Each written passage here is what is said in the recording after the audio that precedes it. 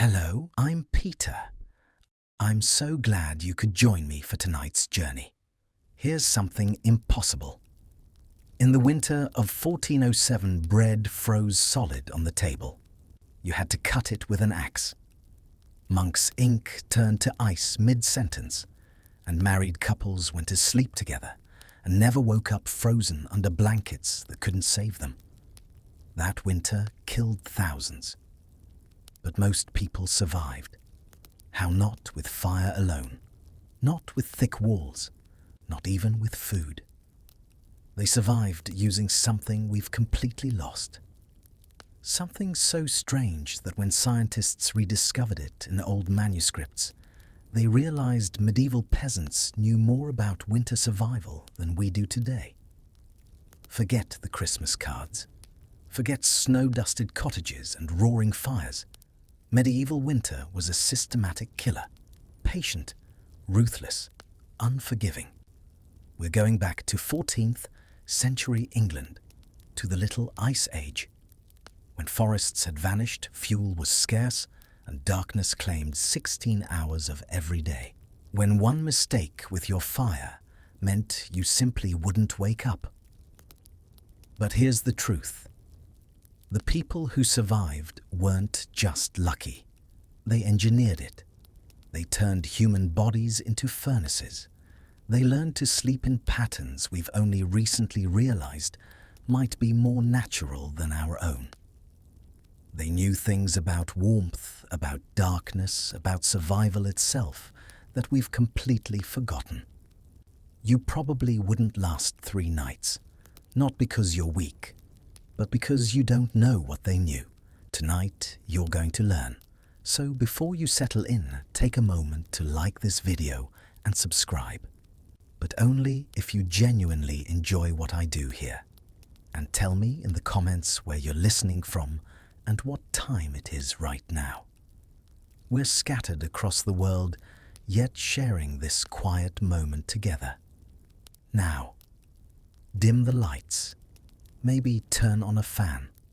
Pull your blankets tighter, because for the next few hours, you're going to experience something no living person has felt for 600 years. You're going to survive a medieval winter. Let's begin. You stand at the edge of a village in the English Midlands. The year is 1407. It's late November and the great frost is beginning. The landscape before you is drained of colour.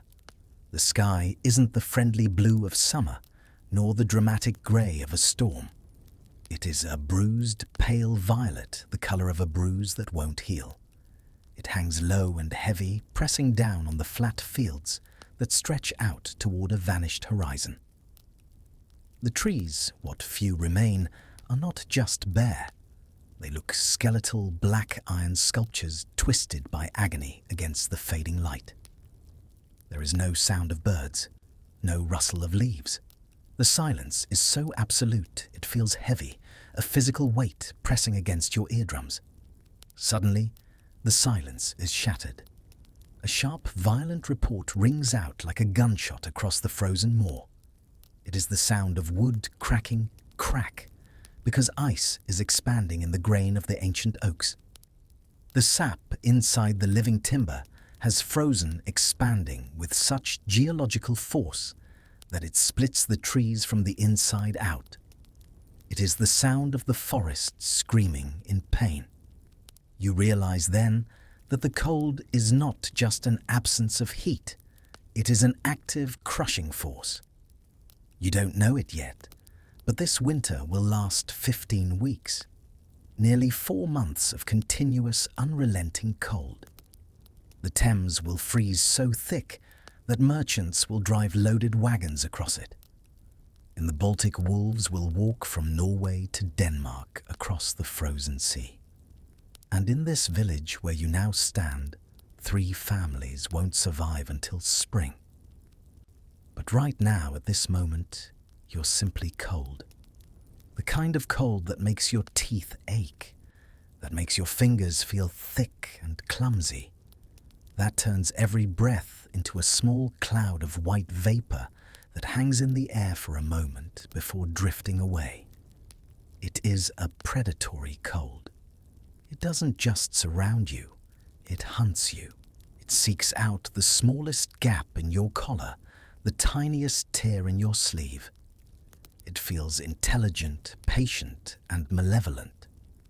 You can feel the moisture in your nostrils turning to tiny crystals with every inhale. The ground beneath your feet is hard as granite, ringing like metal when you stamp your boots. This is the stage for one of the coldest winters in memory, a stage where the drama of life and death will be played out in slow motion.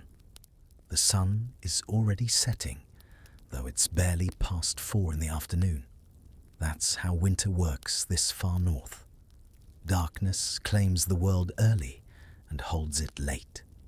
By December, you'll have maybe 7 hours of weak grey daylight.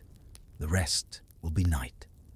And that night is not the night of the modern world. It is not pushed back by street lamps or the glow of cities on the horizon. It is an ocean of ink. It swallows the trees, the path, and your own hands.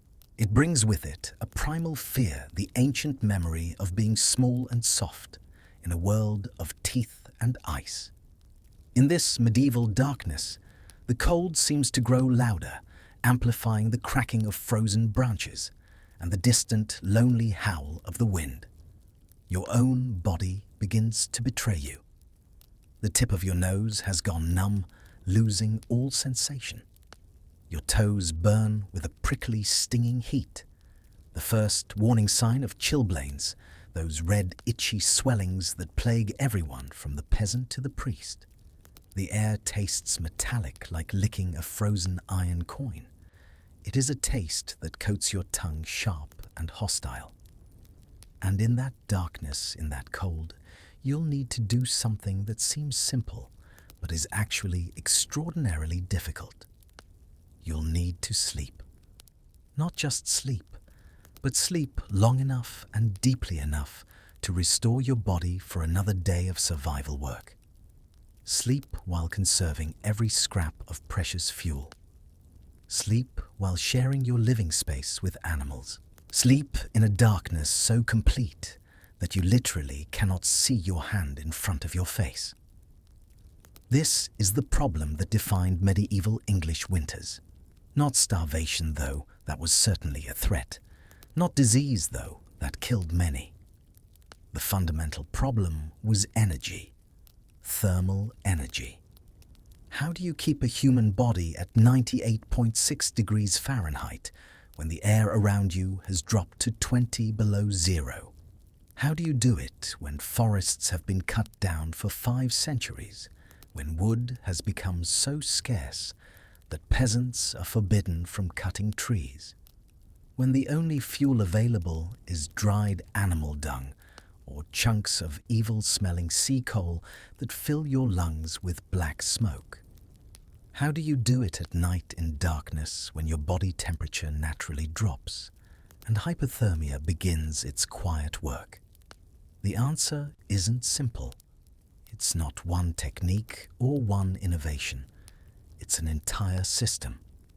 A web of adaptations so intricate that if you removed even one strand, the whole thing would collapse and people would freeze to death in their beds.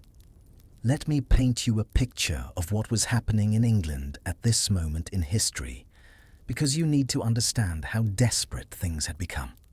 For 3 centuries, England's population had been growing. Villages expanded, cities swelled, and all those people needed wood. Wood to build houses, wood to cook food, wood to forge iron tools, wood to brew ale, bake bread, make glass and smelt metal. The forests of England were being consumed at a rate that made them by the 14th century nearly extinct. By the time you're standing here in 1407, England has only about 10% forest coverage. That's less than almost any period in history except the industrial modern era. The great oak forests that once covered the island like a green cloak have been reduced to scattered patches jealously guarded by lords and kings. And just as this wood famine reached its crisis point, the climate turned against humanity. The medieval warm period, that fortunate stretch of mild weather that had allowed vineyards to flourish as far north as Yorkshire ended. In its place came something meteorologists now call the Little Ice Age. It wasn't a sudden catastrophe. It was a gradual cooling that began in the late 13th century and would continue for 400 years. But the early phase, the period you're experiencing now, was particularly volatile. Not just colder, but wildly unstable. Summers became wet and sunless, ruining wheat harvests. Springs came late, if they came at all, and winters became longer, harsher and more deadly than anyone living could remember. The psychological toll of this shift cannot be overstated. Imagine the confusion of the elders who remember warmer days, trying to explain to their grandchildren why the seasons have broken. There is a pervading sense of divine punishment. Why has God turned the sun away? Is this the end of days? Every frost that kills a lamb, every storm that smashes a roof feels like a judgment. The cold isn't just weather, it is a spiritual crisis. The Great Famine of 1315 to 1317 had been a warning. Rain that started at Easter and didn't stop for months. Fields that turned to swamps. Grain that rotted before it could be harvested. Livestock that died from diseases that thrived in the cold, wet conditions. People who starved not because of war or politics, but because the weather itself had turned hostile. And now, 90 years later, the cold was intensifying. This winter of 1407, the one you're about to experience, would be one of the worst in recorded history. A winter so severe that chroniclers would write about it decades later, with a kind of hushed awe, the way survivors of catastrophes speak about the unthinkable. So when I say you need to survive this winter, I mean it literally. This isn't a metaphor or a storytelling device. The people around you in this village, your neighbors in this moment, are engaged in a daily struggle against thermodynamics itself. They are fighting to maintain their core body temperature against an environment that wants to equalize them, to cool them down, to stop the chemical reactions that constitute life. And they have to do it every night, in the dark, for months. Let's see how they managed it. You approach the nearest house.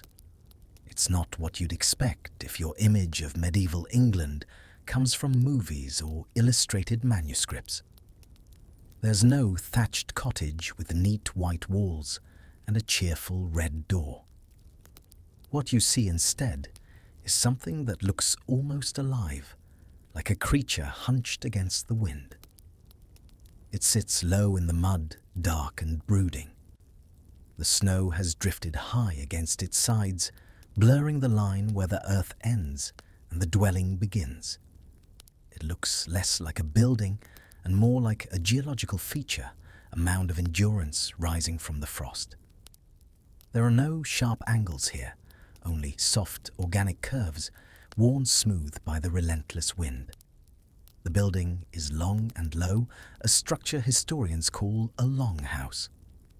It's maybe 40 feet from end to end, but only about 15 feet wide. The walls aren't stone or brick, but something called wattle and daub, woven sticks and branches plastered with a mixture of clay straw and animal dung. When it dries, this mixture becomes surprisingly strong, but more importantly, it becomes an excellent insulator. The roof is thick, not just a layer of thatch, but a massive pile of dried reeds and straw that's easily 2 feet deep in places.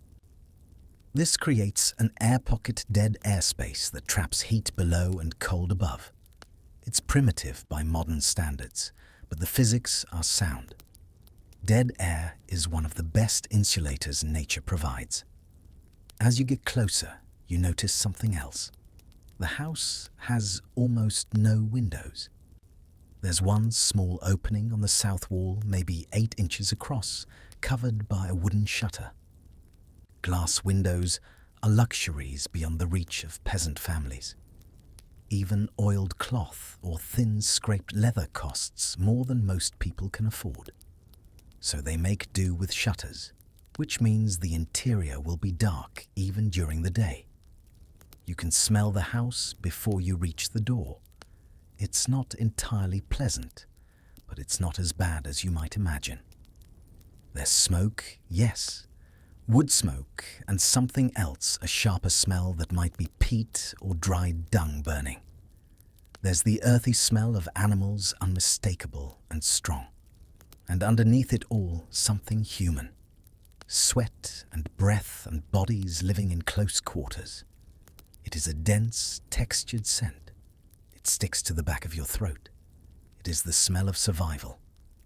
In a sterilized world, we might recoil from it, but here, out in the biting wind, it triggers a primal response. It smells of safety. It smells of the herd.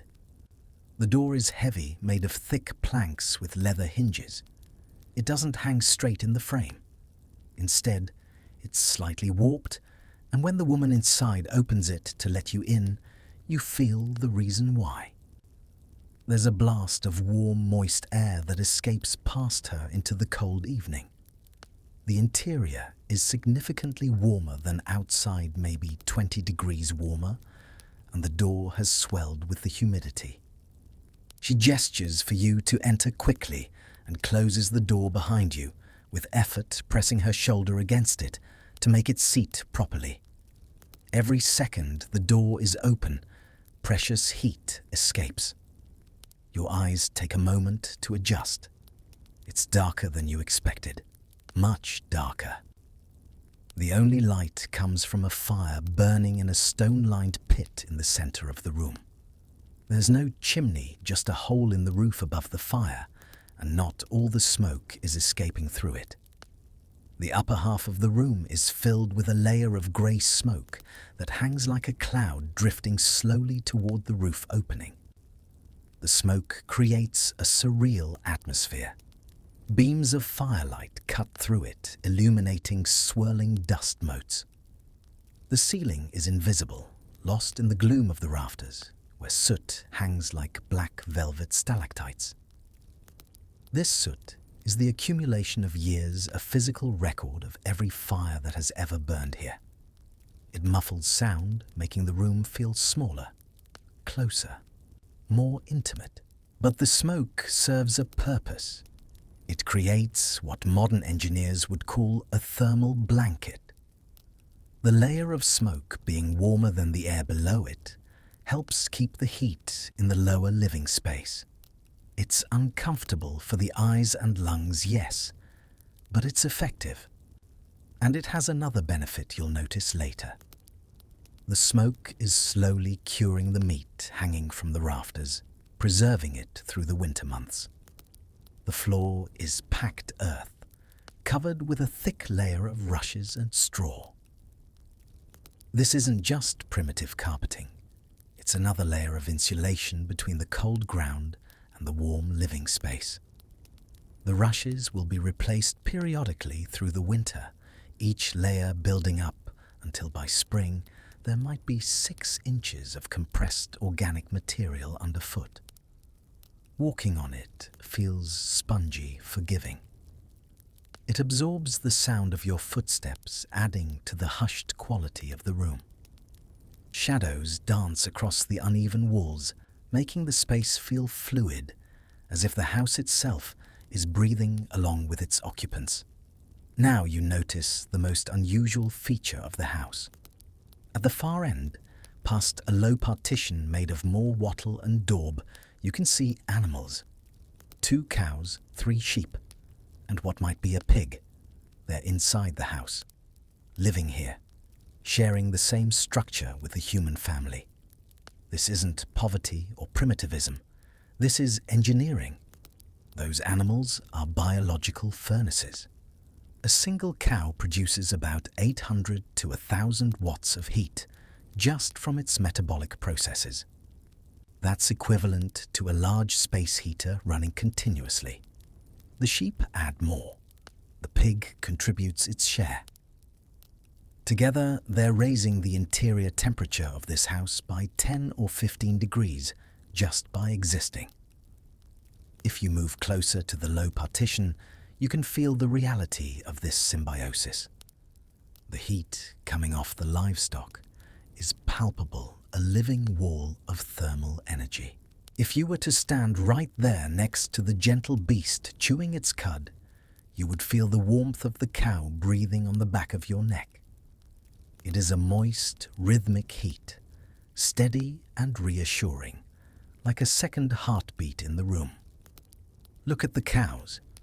Their coats are thick with winter growth, their breath puffing out in rhythmic clouds that merge with the smoke. Their large, dark eyes reflect the firelight.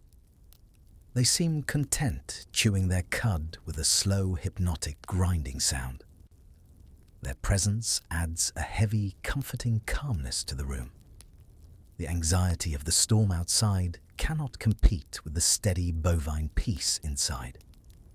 The smell is stronger near the animal end, of course.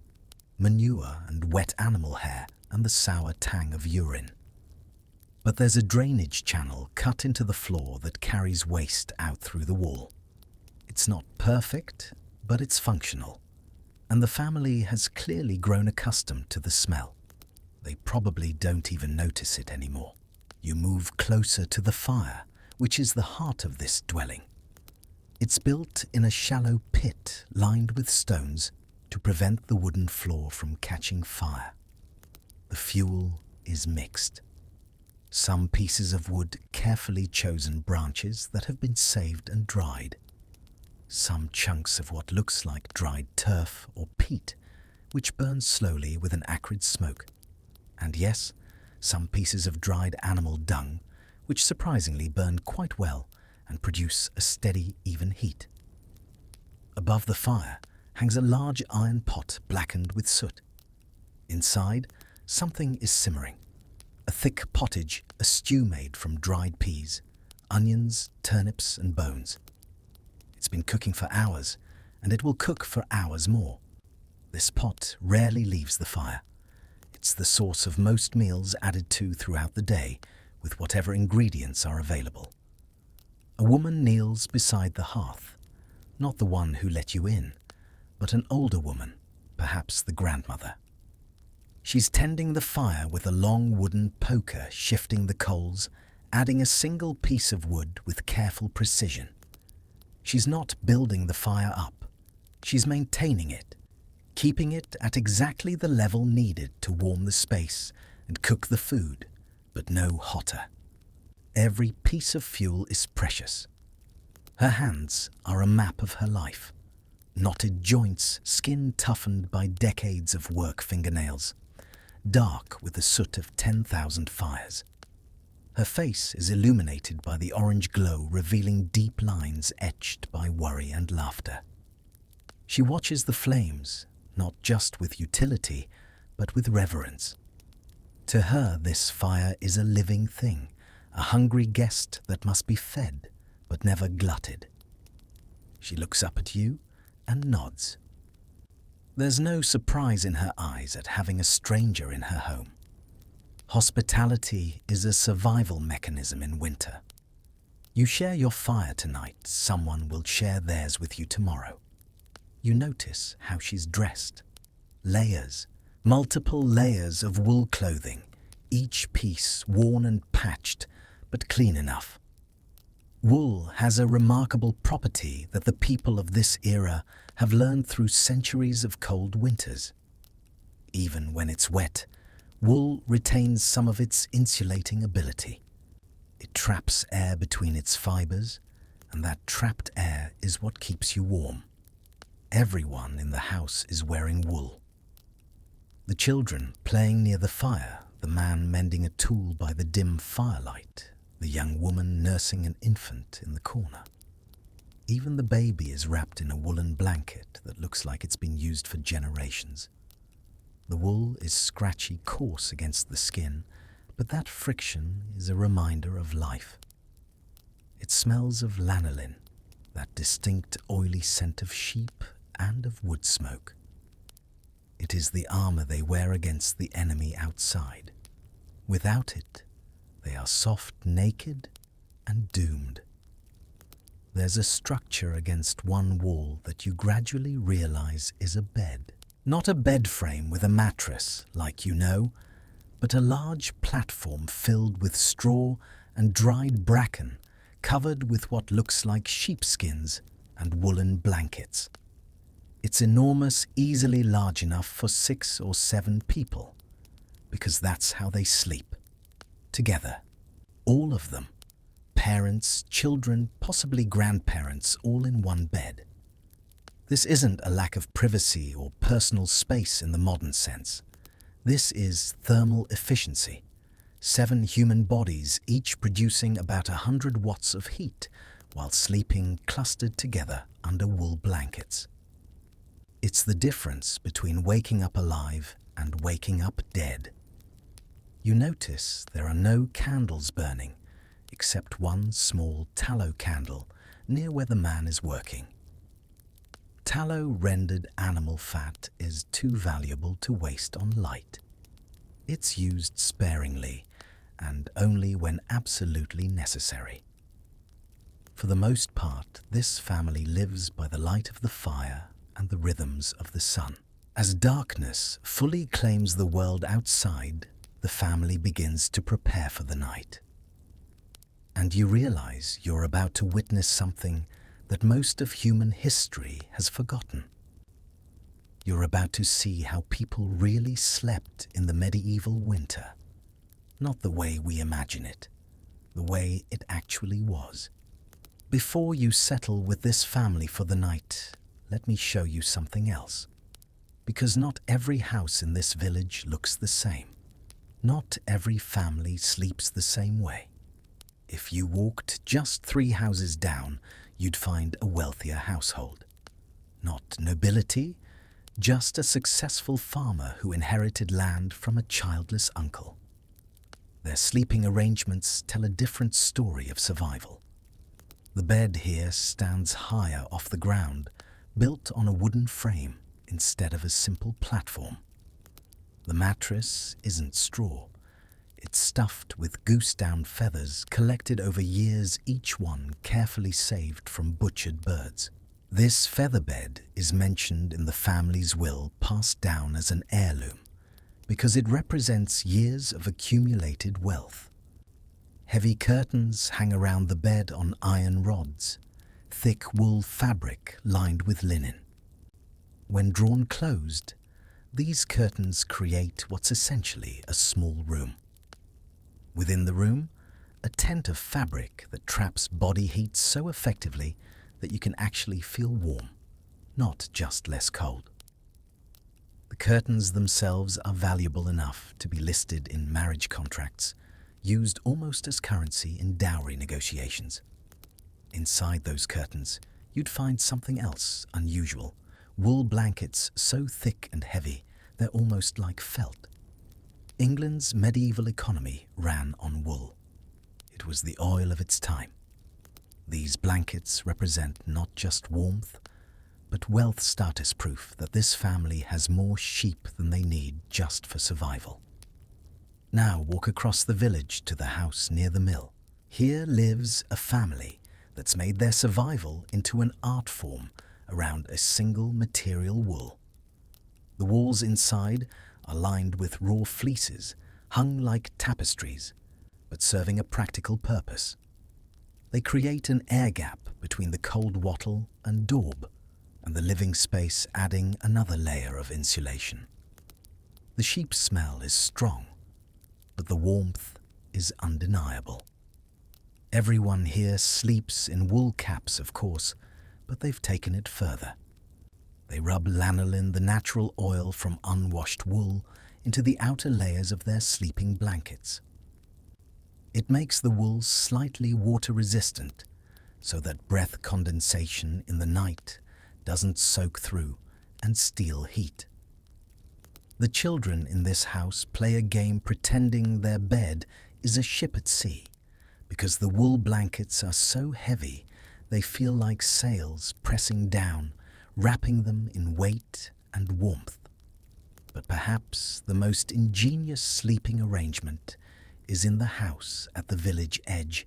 Here, the bed isn't a separate piece of furniture at all.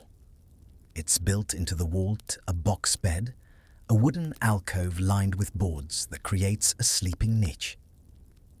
Think of it as a cabinet for humans with doors that close, sealing the sleepers inside a tiny warm cave. Children who sleep in these box beds often describe them as magical spaces, secret dens where the adult world can't reach them. The wood walls hold heat better than fabric curtains. The enclosed space warms up quickly from body heat alone. And there's a psychological comfort too, being enclosed, protected, wrapped, not just in blankets, but in walls. Sleep in this era isn't something that just happens. It's work, a careful sequence of tasks that must be completed in the right order, or the family will wake up cold, or not wake up at all.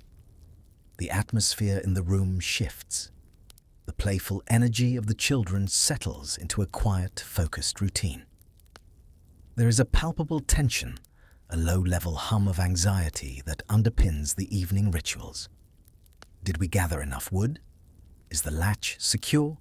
Is the roof holding? Every night is a siege, and they are preparing the defenses.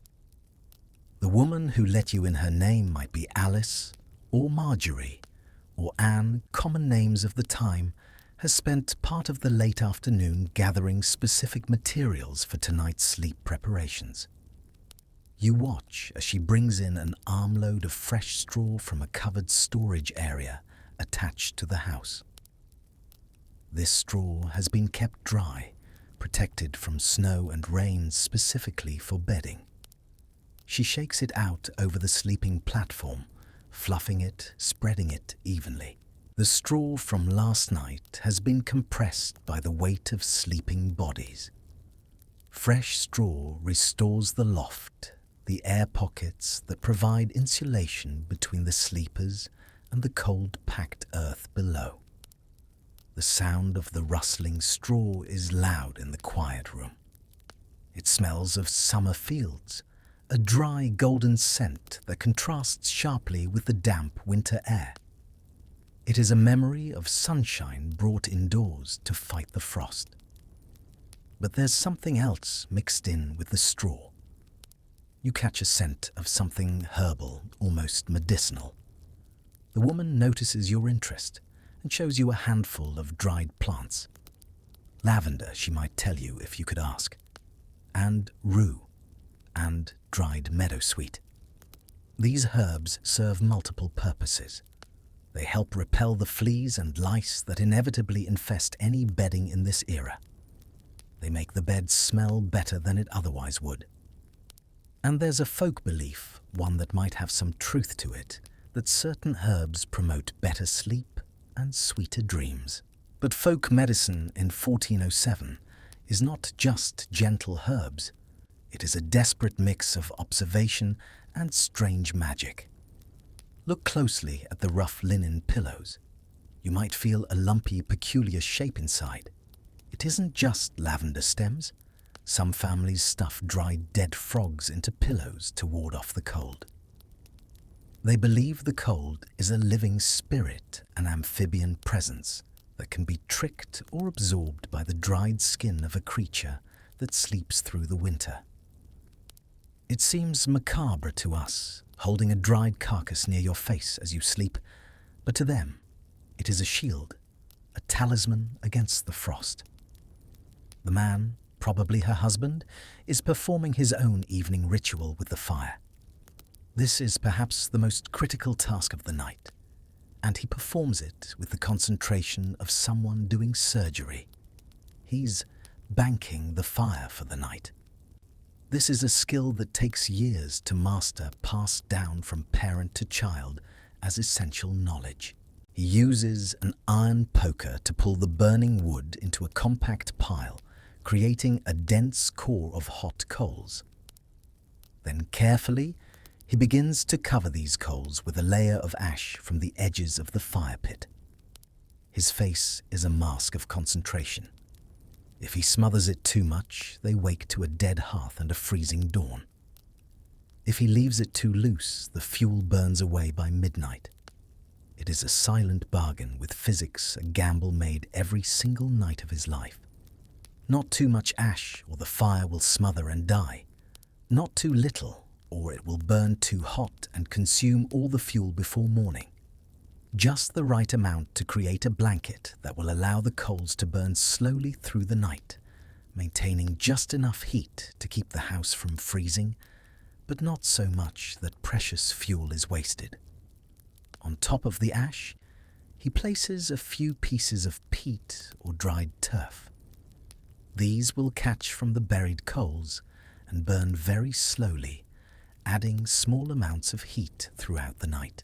Peat burns for hours with minimal flame, just a sullen red glow perfect for overnight heating. The skill in banking a fire is knowing your materials. Different woods burn at different rates. Oak coals will hold heat for hours. Pine will burn faster and need more attention. Peat is reliable, but needs to be dry. Dung burns steadily, but produces a smell that some people find objectionable, though by now no one in this house would even notice. While the fire is being banked, the older woman is preparing a drink. You watch as she pours milk from a clay jug into a smaller pot, which she places near the fire to warm. The milk is from the cows at the other end of the house, still warm from their bodies. When the milk is hot but not boiling, she adds something from a leather flask. The sharp smell tells you it's ale, the everyday alcoholic beverage that everyone drinks, because the water often isn't safe. She stirs this mixture and you see it begin to curdle, separating into curds and whey. She adds a spoonful of honey, precious and expensive, and a pinch of what might be ginger or cinnamon, even more precious. This is a posset, a traditional drink for cold nights. The hot milk and alcohol will warm the body from within. The honey provides quick energy. The spices in medieval medical theory are hot substances that help balance the cold and wet humours of winter. Modern science might say the alcohol dilates blood vessels, the milk provides protein and fat, and the warm liquid raises core temperature. Either way, it works. She pours the posset into wooden cups and hands them around. Everyone drinks, even the children, though their portions are smaller. You can see the steam rising from the cup swatch as people cup their hands around the warmth breath, visible even inside the house. While they drink, the children are being prepared for bed. They're not undressed completely. That would be dangerous in this cold. Instead, outer layers are removed. Heavy woolen tunics are replaced with lighter linen undergarments, what they would call chemises. Shoes, if they have any, are removed, but they'll sleep essentially clothed. You notice something interesting. Each person, even the children, wears a woolen cap or hood to sleep in. This isn't fashion, it's thermal science. The human head is a major source of heat loss. Up to 40% of body heat can escape through an uncovered head. In a cold house, that nightcap is potentially the difference between comfort and hypothermia. The bed is now ready. The fresh straw is spread evenly covered with the sheepskins and wool blankets. But there's one more step. The older woman takes a flat piece of iron, something that might have been used as a farming tool during the day, and places it in the very edge of the fire. not in the flames, but nestled in the hot coals. She leaves it there while the family finishes their posset, while they make their last trips outside to the privy, while they say their evening prayers. By the time they're ready to sleep, the iron is so hot you can hear it hissing slightly from residual moisture in the metal. Using a thick piece of cloth, she wraps the hot iron carefully and places it at the foot of the bed nestled into the straw. This will be their bed warmer radiating heat for the first hour or two of sleep. It's enough to take the edge off the cold to allow people to relax enough to actually fall asleep. In wealthier households, you might see special bed warming pans, copper containers with long handles designed to be filled with hot coals and slid between the sheets. But this family can't afford such luxuries. A heated piece of iron does the job well enough. Now comes the part that might surprise you most. The entire family, all 7 or 8 of them, begin to climb into the bed together. Not in the careful, modest way you might imagine. This is practical, efficient crowding. The parents in the middle where they'll be warmest, the children around them, the grandmother against the wall which is colder, the infant tucked safely between its mother and father. They arrange themselves like puzzle pieces, each body positioned to share heat with the next. It's not particularly comfortable by modern standards. But comfort isn't the goal. Warmth is. Survival is. The youngest child, a girl maybe 5 years old, has the job of tucking the blankets around everyone, ensuring there are no gaps where cold air can creep in. She does this with the seriousness of someone performing a vital task, because it is vital. Finally, when everyone is settled, when the blankets are arranged just right, when the hot iron has warmed the straw beneath their feet, the man says a prayer.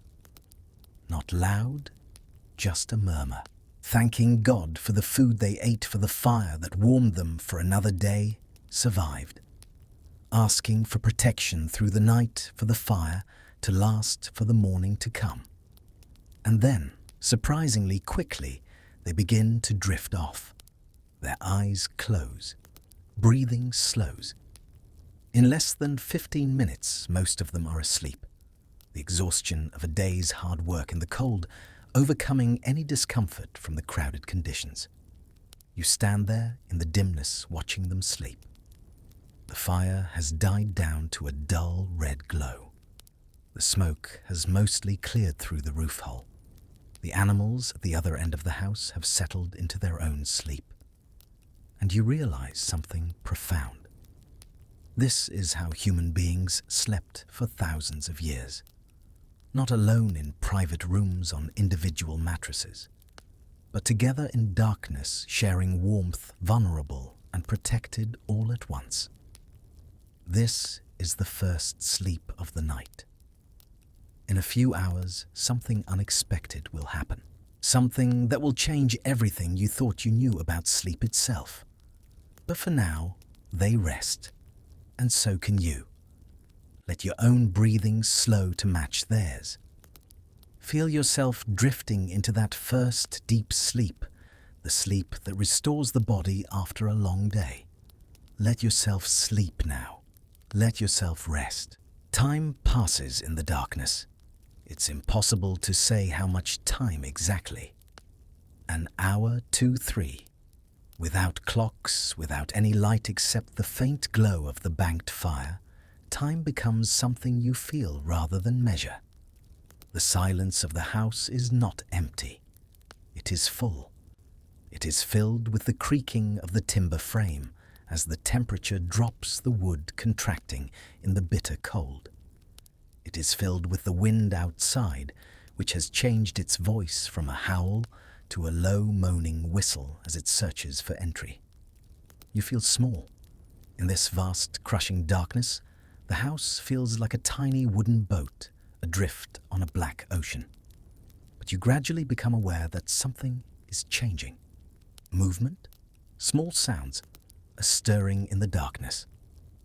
One by one, the members of the household are waking up. Not because something is wrong, not because of a noise or disturbance. They're waking up naturally, automatically, at what you'd later learn is approximately midnight, maybe a little after. This is the watch, the interval between the first sleep and the second sleep. And it's not an accident or a sleeping disorder. It's how humans naturally sleep when they live by the rhythms of darkness and light instead of by alarm clocks and artificial schedules. The transition from sleep to wakefulness is gentle. There is no jarring alarm, just a slow surfacing of consciousness. Eyes open to the dark, and for a moment there is no fear, only a deep primal awareness of the pack, the family, all safe, all breathing. The man sits up carefully, trying not to disturb the others too much, though everyone is waking anyway. He makes his way to the fire pit in the darkness, moving by memory since his eyes haven't adjusted yet. You hear him working with the poker, stirring the banked coals, adding a few small pieces of wood. The fire begins to revive small flames, licking up, casting moving shadows across the walls. The light grows slowly, gradually. Not bright, nothing like a modern light bulb or even a candle. Just enough to see shapes to distinguish people from shadows. The shadows stretch long and distorted, dancing on the curved walls. They look like ancient spirits gathering to warm themselves. The faces of the family, illuminated from below by the firelight, look solemn, timeless.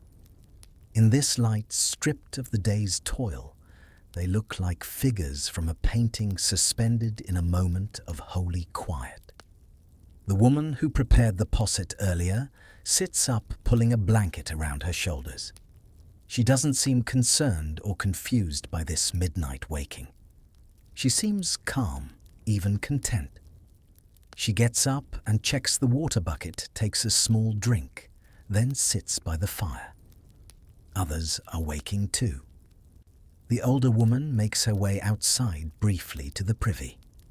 When she returns, bringing a blast of cold air with her, she kneels by the fire to warm herself before returning to bed.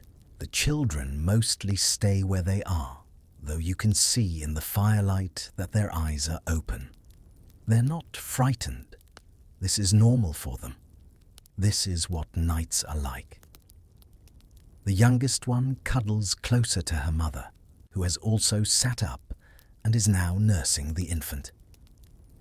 And here, in this quiet hour around midnight, something magical happens. People begin to talk, not loud conversation, quiet murmurs. The man and woman discuss the day's work, what needs to be done tomorrow. The older woman tells one of the children a story, her voice barely above a whisper. It's a story about winter, about a traveler who survived a blizzard by sheltering with a bear, both of them sharing warmth in a cave until the storm passed. This time, historians have discovered, was considered almost sacred in medieval life. The stillness of the watch, the privacy of darkness, the intimacy of shared warmth. This was when prayers were said most sincerely. When couples spoke to each other about things they wouldn't discuss during the busy day. When elderly grandparents passed down stories and wisdom to children who would remember them forever.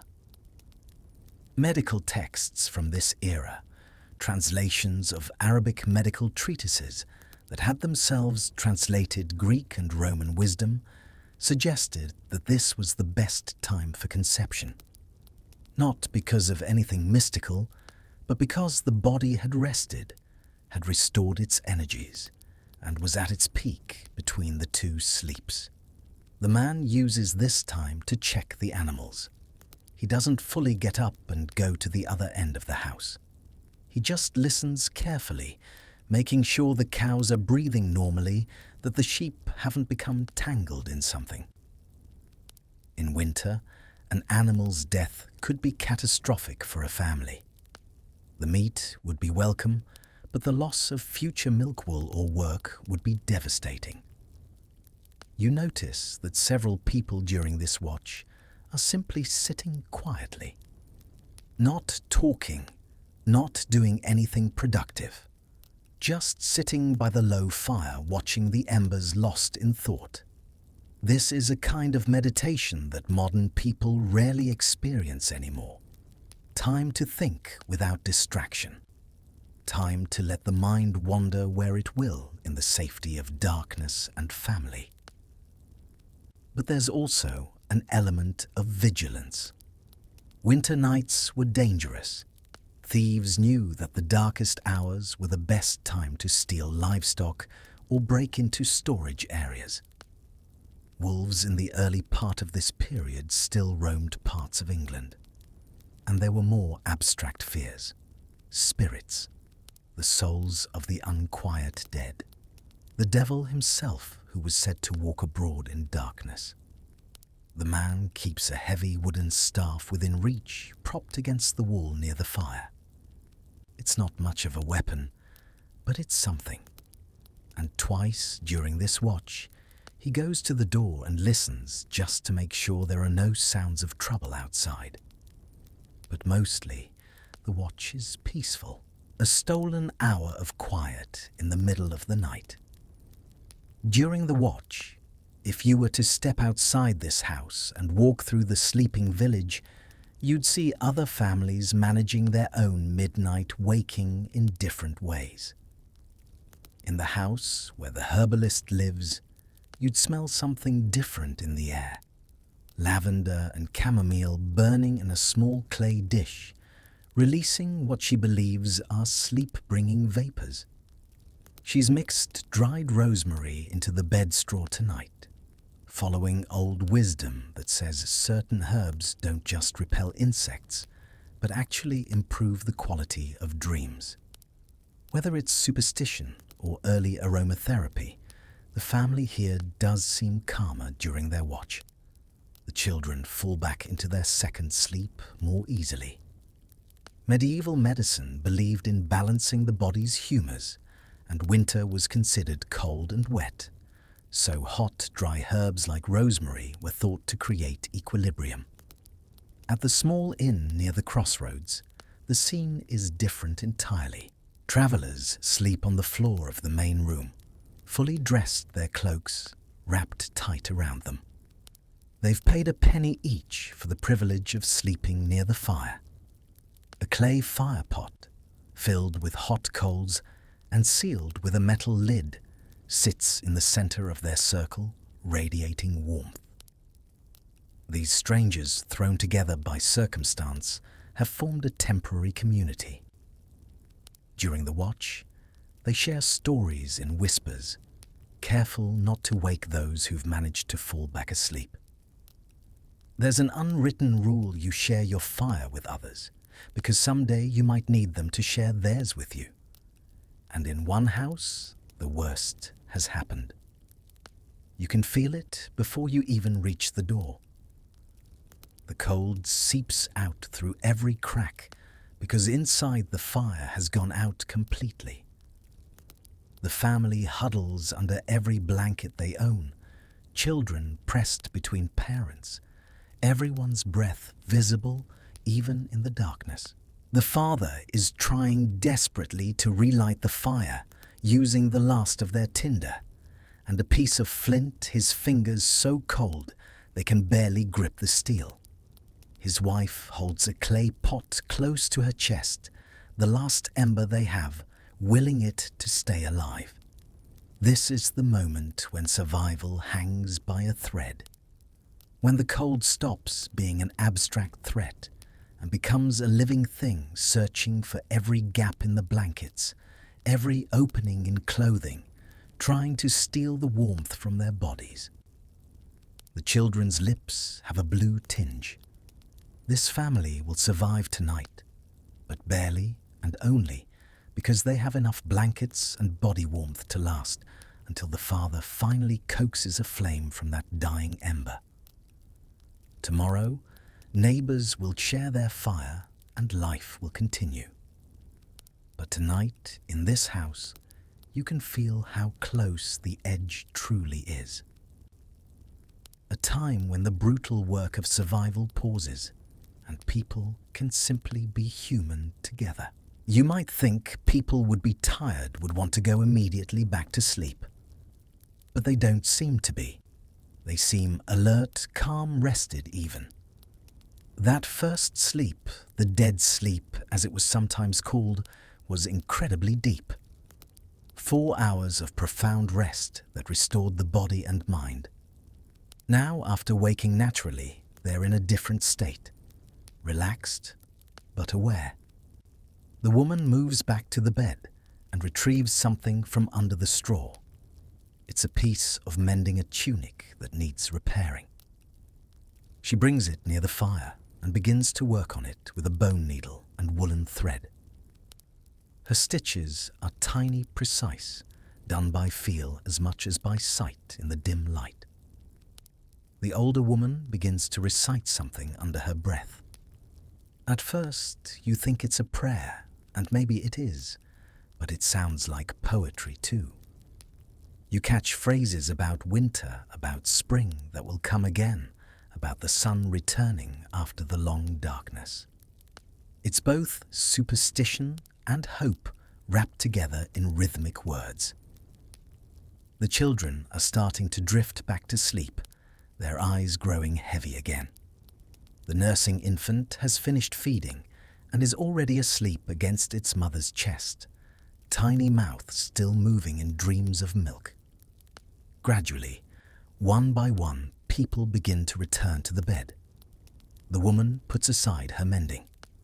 The man adds one last piece of fuel to the fire and banks it again carefully. The older woman finishes her poem prayer and shuffles back to her spot against the wall. The watch is ending. The second sleep is beginning. This sleep will be lighter than the first, more dreamful. It will last until dawn, until the weak winter light begins to seep through the cracks around the door and the roof hole. As they settle back into their positions, pulling the blankets close, you realize something profound about this way of living. They're not fighting the darkness or trying to conquer it with artificial light. They're living with it, accepting it, even finding comfort in it. The darkness is where they're safe, where they're warm, where family means the difference between life and death. The darkness is home. Let yourself feel that. Let yourself imagine what it would be like to trust darkness instead of fear it. To know that when night fell, you weren't alone, but surrounded by the warmth of others. Feel yourself settling into the second sleep now. Deeper, quieter. Let your mind drift toward dreams as the peasant family around you drifts into theirs. The night is half over. Morning will come. But for now, there's only the dark, the warmth of shared bodies, and the slow breathing of sleep. Rest now. Rest deeply. You're safe here in this small house in this long-ago winter night. The winter of 1407 to 1408 wasn't just cold. It was legendary. Let me tell you why, and let me tell you what it meant for the people trying to survive it. This winter, the one you're experiencing now in your imagination, became known to historians as the Great Frost. Chronicles from the period describe it in terms that sound almost apocalyptic. 15 weeks of continuous freezing.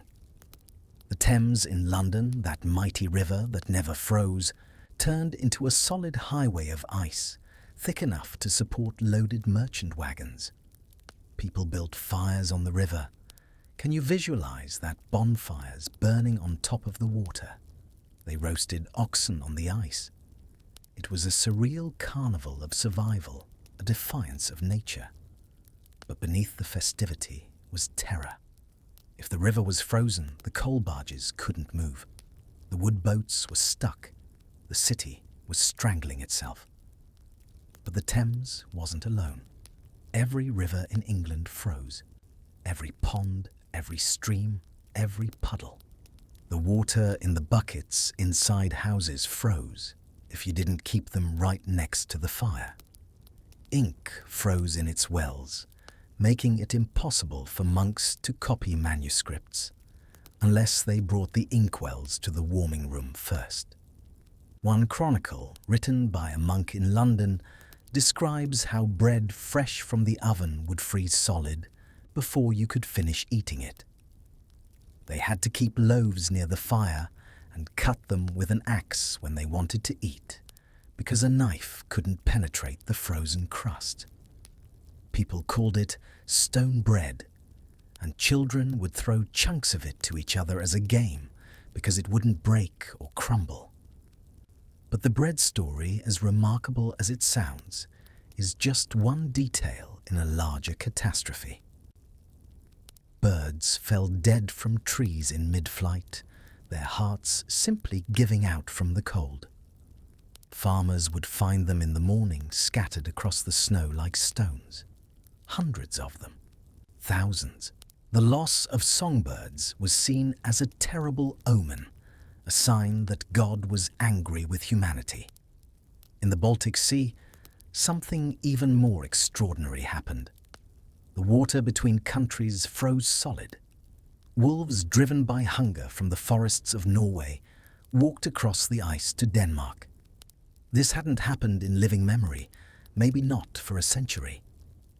The Danish chronicles describe packs of winter-starved wolves appearing in villages, taking sheep, even attacking people who ventured too far from their homes.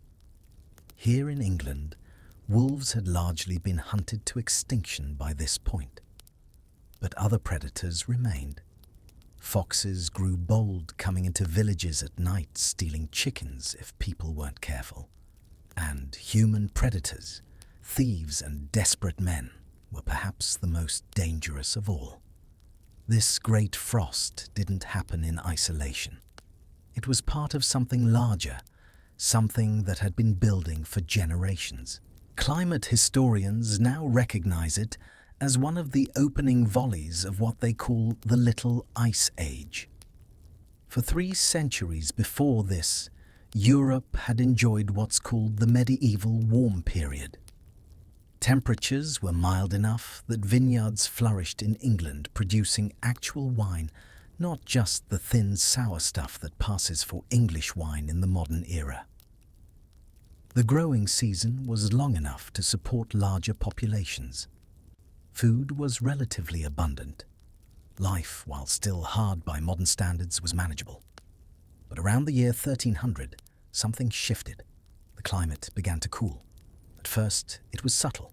A bad harvest here, a cold winter there. But by 1315, the shift had become impossible to ignore. The Great Famine of 1315 to 1317 was the first catastrophic signal. Rain began falling at Easter in 1315 and essentially didn't stop for months. Fields turned into swamps. Seed grain rotted in the ground. What little grain did grow molded before it could be harvested. Straw, which people needed for feeding animals and roofing houses, became sodden and useless. The chroniclers of the time describe scenes that sound like something from a nightmare. Starving people eating grass bark, even dirt. Parents abandoning children because they couldn't feed them. In some cities, rumors of cannibalism circulated, though these are hard to verify and may have been exaggerations born of panic. Livestock died in massive numbers. Not from lack of food, though that was part of it, but from diseases that thrive in cold, wet conditions. Liver flukes from contaminated water, foot rot, murrain, a general term for any cattle disease that people didn't understand. Whole herds were wiped out. Losing cattle wasn't just about losing meat and milk. It was about losing the power to plow fields, the manure to fertilize crops, the leather for shoes and harnesses. Each dead cow represented a cascade of future losses. And when livestock died, the grass they would have eaten grew tall and then died back, adding fuel to fires that swept through the dry remnants. When the rains finally stopped, the landscape was often burned and barren, adding ash to the already depleted soil. By the time the Great Frost arrived in 1407, England was still recovering from multiple waves of these climate-driven disasters. Oh, and there was another small problem. The Black Death had arrived in 1348, killing somewhere between 30 and 60% of the population. You might think that a smaller population would mean more resources per person, and in some ways you'd be right. Land was more available, wages rose because workers were scarce. The survivors of the plague could demand better conditions from their lords. But a smaller population also meant fewer hands to maintain the infrastructure of survival. Those complex systems of coppiced woodlands, the managed forests that provided renewable fuel, fell into neglect. Ditches that drained fields filled with silt and overflowed. Stone walls that protected fields from animals crumbled and weren't repaired. The generation that survived the plague inherited a world that was, in many ways, falling apart. And then the climate turned against them with unprecedented ferocity. The Great Frost was a test, not just of individual endurance, but of the entire social system. Lords and peasants, rich and poor, all had to find ways to stay warm, to keep fires burning to survive until spring.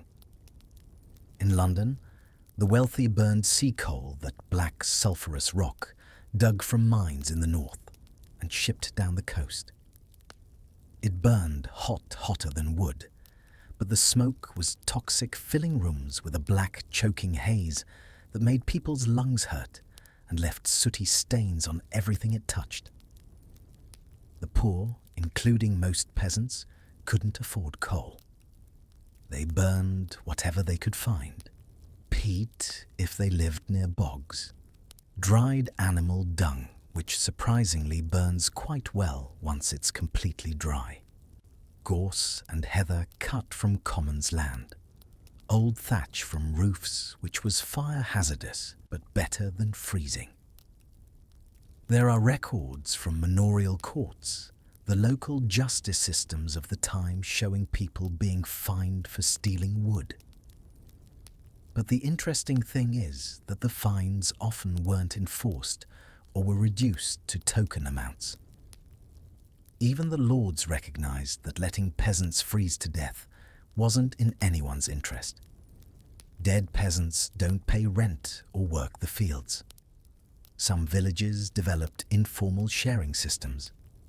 Families with more wood would leave small bundles outside their doors, technically abandoned, but really meant for poorer neighbors to take. This way, charity could happen without anyone losing face or admitting they needed help. In monasteries, the monks faced their own special kind of hell. Most monastic rules forbade heating in the dormitory or church. The only warm rooms were the kitchen, the infirmary, and the calefactory, the warming room, which could only be used for brief periods. The monks had to wake up for matins, the midnight service, leaving their cold beds and processing through freezing stone corridors to the church, which was never heated, because theologically, suffering was good for the soul. They would stand there in their wool robes, singing prayers for an hour or more, their breath visible in the candlelight, their fingers too numb to turn the pages of their service books. Chronicles from monasteries during the Great Frost describe monks developing terrible chilblains, painful swellings on fingers and toes from repeated exposure to cold. Some monks lost parts of their fingers or toes to frostbite. The infirmary was constantly full, and yet they endured. The services happened. The prayers were said. The the discipline was maintained. Because that's what survival meant in this era. Endurance, persistence, the ability to accept suffering as simply part of existence. But monasteries, for all their cold stone and harsh rules, were still better off than peasant families. Monks got regular meals even in winter. They had woolen robes and blankets. They had community support and medical care from the brother infirmarian. Peasants had only what they could grow, make, or scavenge themselves. And in winters, like the Great Frost, that often wasn't enough. There's a document from a village in Yorkshire, a manorial court record from February 1408, that lists the people who died that winter, 17 names, in a village of maybe 200 people. And most of the dead were either very young or very old. Children under 5 whose small bodies couldn't maintain heat as well as adults. Elderly people whose bodies had worn out after decades of hard labor. There's one entry that's particularly haunting. It lists a man named Thomas and his wife Joan, and notes that they froze in their bed in the night.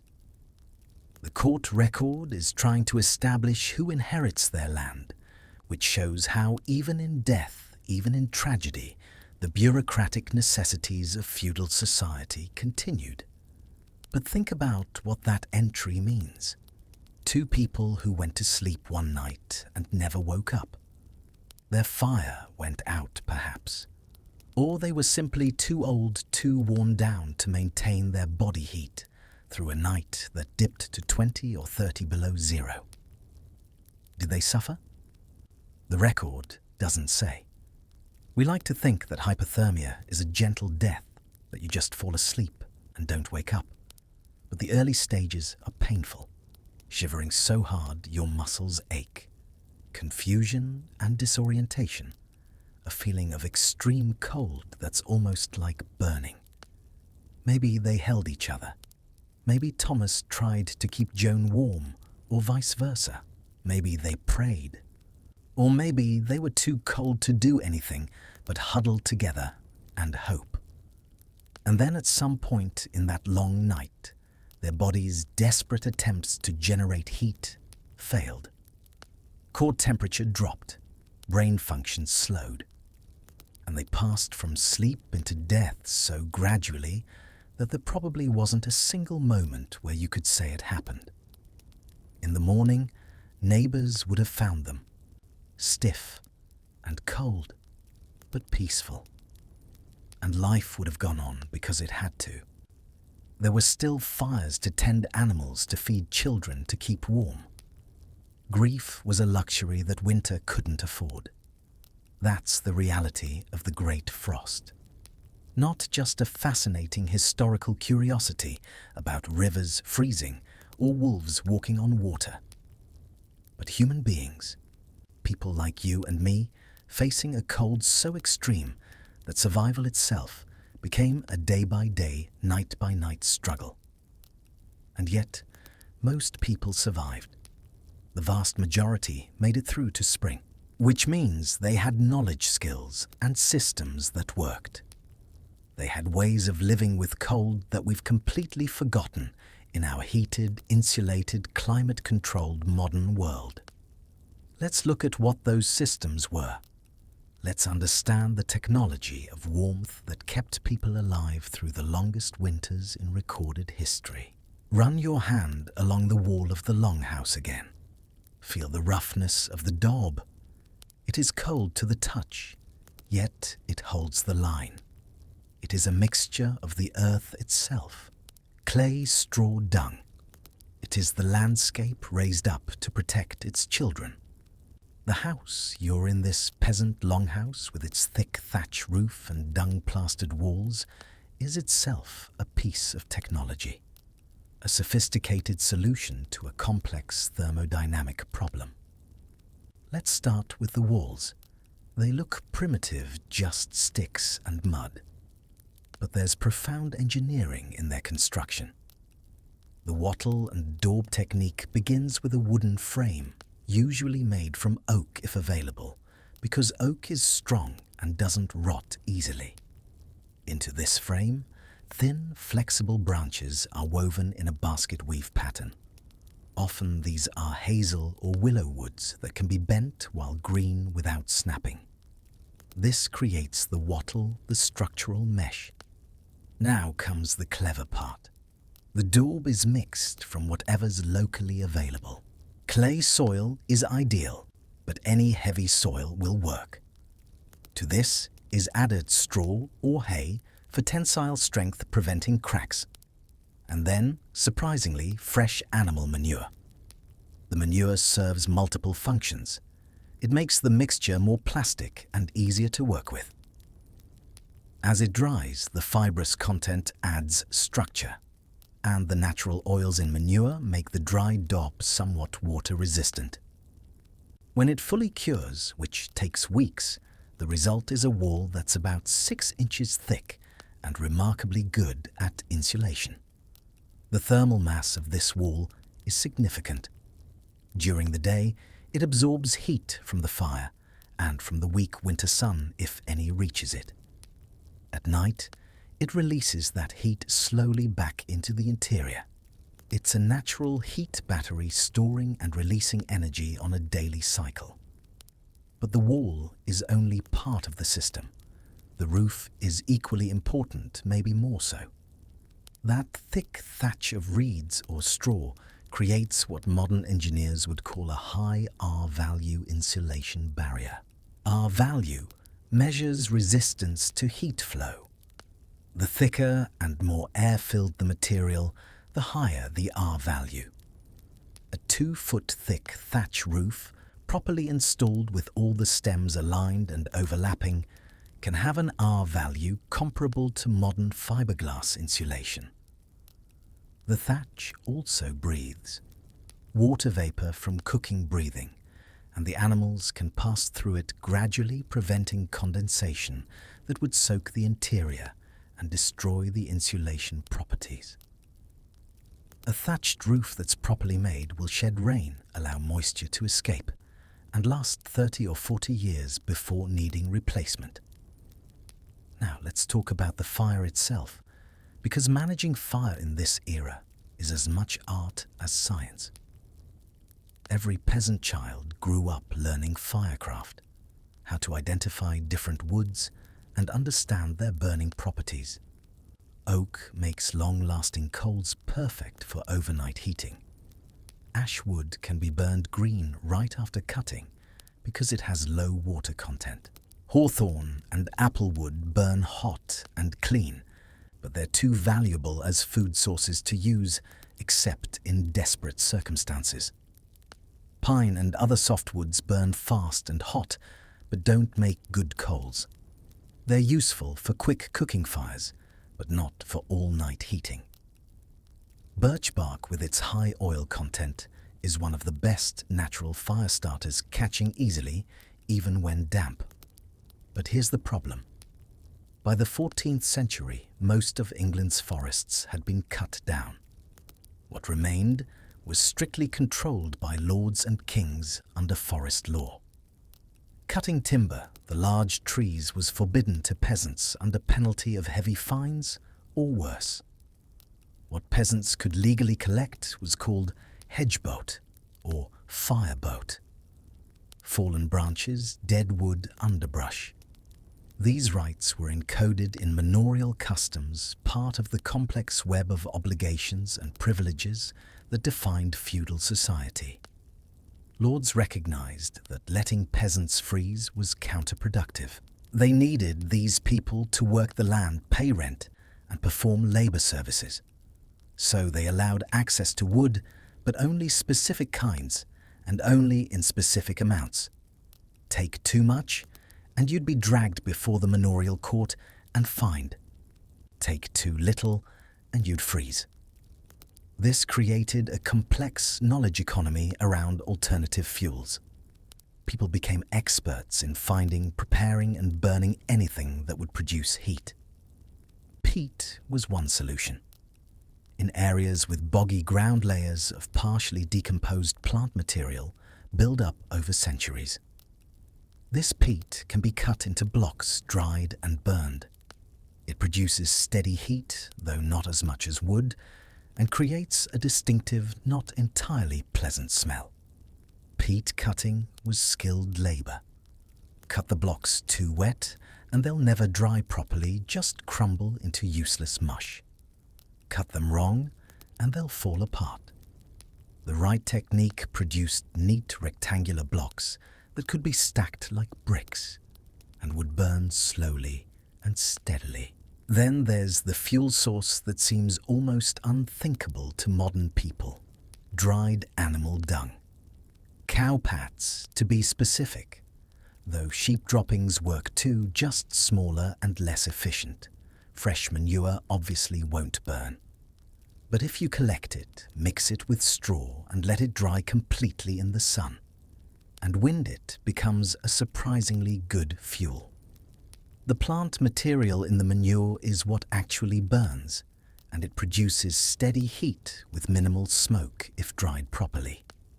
There's even a tradition of mixing manure with clay and forming it into bricks or balls, which are then dried rock hard. These dung bricks don't smell offensive once dried and burn reliably. In some cultures, people would stack them in artistic patterns on the walls of their houses, both for decoration and storage. The key with any fuel is moisture content. Wet wood, or wet anything, will produce mainly smoke and very little heat. So people became obsessive about keeping fuel dry. Even in the depths of winter, on any day, with weak sun, fuel would be brought outside to dry further. Storage was critical. Most peasant houses had an attached lean-to or separate small building for storing dry fuel.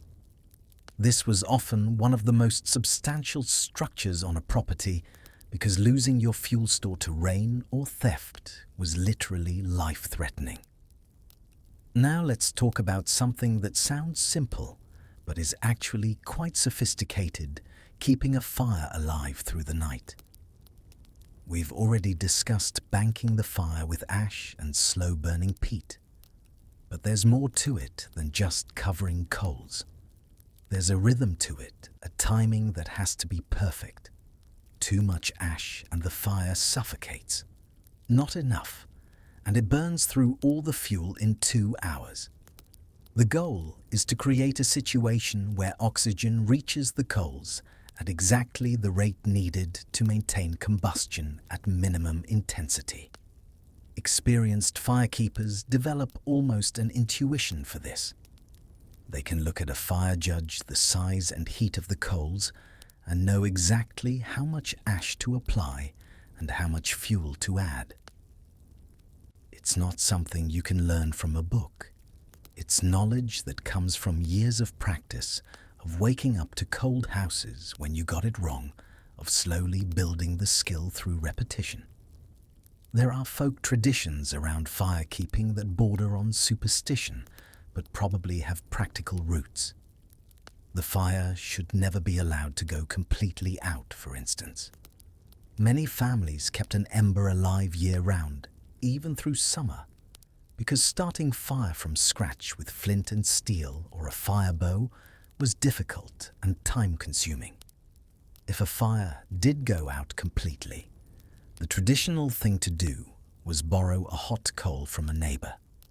You'd carry it home in a clay pot filled with ashes, hurrying, so it didn't cool too much.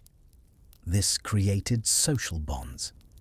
If you gave fire to a neighbor, they owed you a debt, and you might need to borrow fire from them someday. There were prayers and charms associated with fire-keeping too. Words spoken when banking the fire at night, asking God or the saints to keep it alive until morning. Whether these had any practical effect is debatable, but they certainly had psychological value. In a world where so much was uncertain, having a ritual, having words to say, gave people a sense of control. The fire pit itself was often considered sacred, or at least special. It was the heart of the home, literally and figuratively.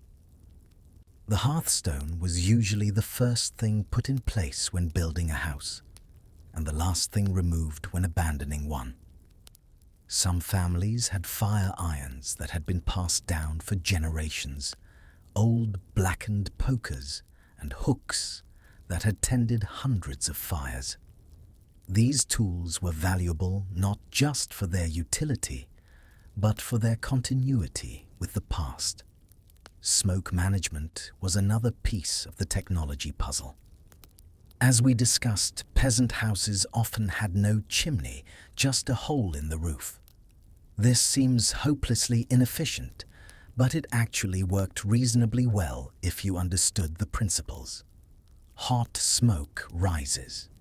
If your roof peak is high enough and your smoke hole is positioned correctly, the smoke will naturally flow upward and out. The trick is maintaining that upward flow without creating downdrafts that push smoke back into the living space.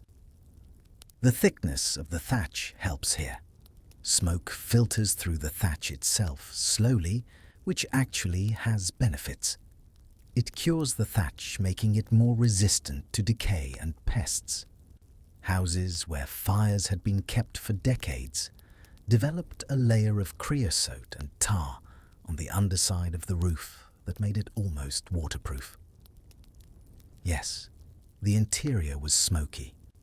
Yes, it caused health problems, particularly eye irritation and respiratory issues. But the alternative, freezing to death, was worse. People adapted. They learned to keep their heads below the smoke layer when possible. They learned to read the smoke to know when it was backing up and adjustments needed to be made. Wealthier peasants, those who could afford it, did have chimneys, usually built of wattle and daub, like the walls later of brick, if brick was available. A good chimney drew smoke efficiently and reduced the health hazard significantly. But chimneys had their own problems. They needed to be cleaned regularly to prevent chimney fires from built-up creosote. And they were much less efficient at heating. All that warm air went straight up and out instead of circulating through the room. In the coldest weather, even houses with chimneys would sometimes block them partway to retain more heat, accepting a smokier interior as the price of warmth. Consider the invisible geography of the room itself. In a modern home, heat is uniform. But here, the air is a landscape of violent contrasts. If you were to stand up, your head might be in sweltering smoky heat trapped by the rafters. Sit on a bench, and you are in a temperate zone. Lie on the floor, and you are in the Arctic. To live in a medieval winter was to navigate these vertical climates constantly. A few inches of elevation could mean the difference between shivering and sweating. And look at the walls. In the morning light, they glitter.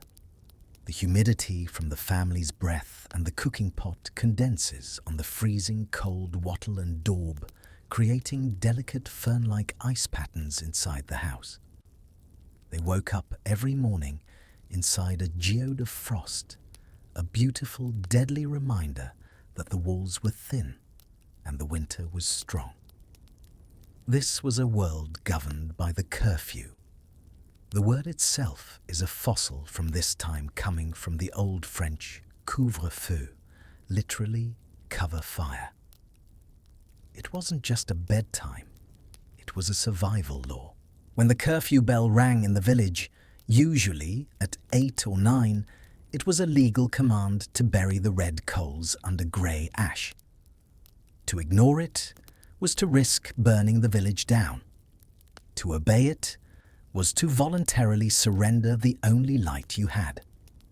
It was the moment the human world admitted defeat for the day and let the darkness win until dawn. Now, let's talk about something that's easy to overlook: but was absolutely critical clothing. The revolution in textile production that had happened in the centuries before meant that even poor peasants had access to woolen cloth. Not fine cloth, not the soft merino wool of modern sweaters. This was rough, scratchy stuff woven from the coarse wool of hardy English sheep breeds. But it was warm. Wool has properties that make it almost ideal for cold climates. It can absorb up to 30% of its weight in moisture while still providing insulation. Even wet wool keeps you warmer than wet cotton or linen. Lanolin, the natural oil in unwashed wool, provides some water resistance. While you wouldn't want to wear unwashed wool next to your skin for hygiene reasons, the outer layers of clothing often retained enough lanolin to shed light rain and snow. People wore multiple layers, a linen undershift or chimneys next to the skin, which would absorb sweat and could be washed relatively easily. Over that, wool tunics or dresses. Then possibly another wool layer, like a long outer tunic or a loose overcoat. At night, some but not all of these layers were removed. It seems like keeping everything on would be warmer, but there's a practical issue. If you sweat during the day, your clothes absorb that moisture. Sleeping in damp clothes is miserable and actually dangerous. You can develop hypothermia even in a warm house if your clothes are wet. So the practice was to remove the outer layers, which were likely damp from the day's work and sleep, in the relatively dry inner layer, usually the linen chemise. Your body heat would dry it further during the night. But everyone, and I mean everyone, wore a head covering to sleep. Woolen caps or hoods for men, linen caps or wrapped cloth for women. Remember, up to 40% of body heat can be lost through the head. That nightcap wasn't a quaint historical custom, it was survival equipment. Feet were wrapped in cloth strips or wool socks if available.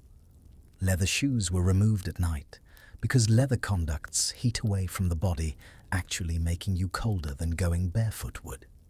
The bed itself, the sleeping platform, was another piece of thermal technology. The straw or bracken wasn't just a mattress. It was insulation from the cold earth below. Compressed by the weight of sleeping bodies, it became a relatively firm but comfortable surface. The herbs mixed into the straw served multiple purposes, as mentioned. Repelling insects was one. But there's some evidence that certain herbs actually do promote relaxation and better sleep. Lavender contains compounds that modern research has shown to have mild sedative effects. Whether medieval people knew this scientifically or not, they certainly knew it worked. The bed was usually built against an interior wall, never an outer wall if it could be avoided. Interior walls stayed warmer because they weren't directly exposed to outside cold, and the warmth from the fire on the other side of that wall would slowly conduct through providing a tiny bit of warmth to the sleeping area. The practice of having the animals in the same building was, as we've discussed, about shared heat. But it also had other benefits. You could check on animals in the middle of the night without going outside. If an animal was in distress birthing or ill, you'd hear it immediately. And the animals themselves benefited from the slightly warmer environment. There's something else about this communal sleeping arrangement that's worth understanding. 7 or 8 people sleeping together generate a lot of combined heat. Each human body produces about 100 watts of heat at rest. 8 people equal 800 watts, roughly equivalent to a decent space heater running all night. The shared blankets trap this heat, creating a warm microclimate under the covers. The people in the middle of the bed are warmest. The people on the edges are colder, so there's a social order to sleeping positions. The most vulnerable infants and the very old get the warmest spots. The strongest adults take the edges. This isn't comfortable by modern standards. You can't stretch out fully. You can't roll over easily without disturbing others. If someone needs to get up in the night, everyone is aware of it. Privacy is non-existent, but it works, and that's what matters. Through the coldest winters in recorded history, this system of shared warmth kept people alive. There are documents from this era, medical texts and household management guides written by monks or educated clerks that discuss the health benefits of sleeping with others. They believed that young people could draw vitality from sleeping next to the old, and the old could be warmed by the heat of the young. There were even recommendations that sick people sleep between two healthy people to borrow their health. This sounds like superstition, but there's actually some truth to it. A fevered person needs to stay warm to fight infection. An elderly person with poor circulation needs external heat. The shared body warmth of communal sleeping provided these things. Modern people sleeping alone in private bedrooms would find this arrangement claustrophobic and intrusive. But for medieval peasants, sleeping alone would have seemed strange and frightening. Who would tend the fire if everyone was asleep? Who would hear a thief breaking in? Who would know if you stopped breathing in the night? Communal sleeping was safety. It was warmth. It was the way humans had slept for thousands of years. And only in the last few centuries have we shifted to individual sleeping arrangements. The transition away from this way of life happened gradually as housing improved, as personal wealth increased, as heating became cheaper and more reliable. But something was lost too. A kind of physical intimacy, a comfort in the presence of others that many modern people never experience.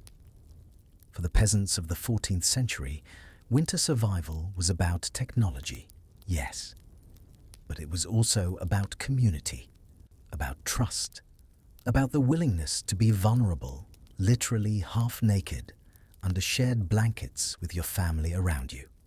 And that trust, that communal bond, was as important to survival as any fire pit or thatch roof. Maybe more important. Let yourself feel that now. The warmth of others nearby, the sound of breathing, the knowledge that you're not alone in the darkness. Let that feeling carry you deeper into rest, deeper into the experience of what it meant to survive a winter that wanted to kill you. Winter in medieval England wasn't just a physical challenge. It was a social phenomenon that revealed and reinforced the deep structures of class and power that defined that world. Let's zoom out from the peasant longhouse and look at how different social classes experienced the same winter. Because while everyone faced the cold, they didn't face it equally. At the bottom of the social hierarchy were the truly destitute, people without land, without family, without even the minimal resources of the peasant farmer you've been experiencing this winter with. These were day laborers, wandering workers who moved from place to place looking for employment. Widows without children to support them. Orphans without family. The sick and disabled who couldn't work. In modern terms, we'd call them the homeless, though that term doesn't quite capture the medieval reality.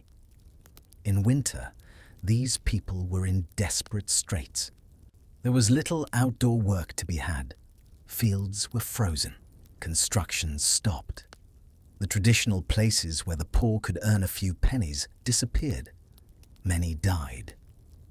The records are spotty because no one was keeping careful track of people who didn't own land or pay taxes. But parish burial records, when they exist, show spikes in deaths among paupers and vagrants every winter. Some villages had customs of providing for their poor. A certain amount of bread doled out weekly, or permission to glean in the fields after harvest, or access to common lands for gathering fuel. But these customs varied wildly and were enforced inconsistently. The church provided some relief. Monasteries and friaries had almoners monks whose job was to distribute food and sometimes coins to the poor. But the demand always exceeded supply, especially in hard winters. There are accounts of crowds of beggars gathering outside monastery gates, shoving and fighting for position, hoping to receive a piece of bread or a bowl of thin pottage. Old women, children, maimed veterans, the blind and lame, all competing for scraps of charity. Hospitals in this era weren't medical institutions. They were hospices, places where the poor and sick could get a bed and basic care. Some were quite well endowed by wealthy patrons. Others were desperate, underfunded places where people went to die with minimal dignity. In harsh winters, these hospitals overflowed, hallways filled with straw pallets where the sick and poor huddled together. The mortality rate was staggering. In the winter of 1407-1408, some hospitals in London recorded that more than half their residents died before spring. Now let's move up the social ladder to the peasants, the class you've been experiencing this winter with. Their situation was precarious, but not hopeless. They had land to work even if they didn't own it outright. They had tools, animals, a house. But they were trapped in a system of obligations. The feudal structure meant they owed labor to their lord, typically several days a week, working his fields instead of their own. They owed a portion of what they produced as rent. They owed fees for using the lord's mill, his oven, his wine press. Winter eased some of these obligations. There was less field work to do, so fewer labor days owed. But the rent and fees still came due often at Michaelmas in late September, right when they needed every penny to prepare for winter. A bad harvest year could push a peasant family into debt. And debt in this era could be devastating. You might have to sell your ox, which meant next year you couldn't plow properly, or sell your seed grain, which meant nothing to plant in spring. Each loss compounded, creating a downward spiral that was nearly impossible to escape. But peasants weren't passive victims. They had their own forms of resistance and resilience. Village communities were tightly knit. People helped each other in ways that don't show up in official records. If a family's fire went out, neighbors would bring embers. If someone fell ill during winter, others would help with feeding animals or gathering fuel. When a child was orphaned, the community would absorb them, spreading the burden across multiple households. There were also semi-legal ways of getting by. Borrowing a bit of wood from the lord's forest, catching a rabbit in a snare, even though hunting was forbidden to commoners. Stretching the truth about how much grain you harvested so you could keep more and pay less in rent. Manorial court records are full of minor offences like these. Most resulted in small fines, suggesting the system had informal flexibility built in. Lords knew that squeezing peasants too hard was counterproductive. Better to let them survive with a bit of petty theft than to have them starve and abandon the land. Moving further up the social hierarchy, we come to the better-off peasants and small landholders. These were people with multiple animals, perhaps hired labourers, maybe a bit of money saved. Not wealthy by any standard, but comfortable. Their houses were better built. Maybe a separate room partitioned off for the animals instead of sharing the main living space. Perhaps a proper chimney instead of just a roof hole.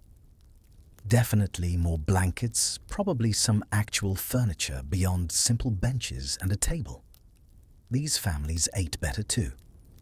More meat, actual ale instead of watered-down beer, white bread occasionally instead of always dark rye or barley. They could afford spices to flavor their food, maybe even some imported luxuries like dried fruit or honey. But even these relatively prosperous peasants were vulnerable. One harsh winter could kill their animals, wiping out years of accumulated wealth. Illness could strike. A fire could destroy their house. The difference between comfort and disaster was often just one bad piece of luck. Above the peasants were the gentry and small nobility, knights who held land from greater lords, minor nobles with modest estates. These people had resources the peasants couldn't dream of. Their houses were made of stone, or at least had stone foundations. They had multiple rooms, including a great hall with a proper fireplace and chimney. They had glass windows, at least in the main rooms. They had servants to tend fires, prepare food, and handle the labor of living. But even they weren't immune to winter's harshness. Stone houses are cold houses, as any tourist visiting old castles can attest. The thick walls hold cold as effectively as they hold heat, and they take a long time to warm up. Medieval stone halls typically had one fireplace large enough to roast a whole ox.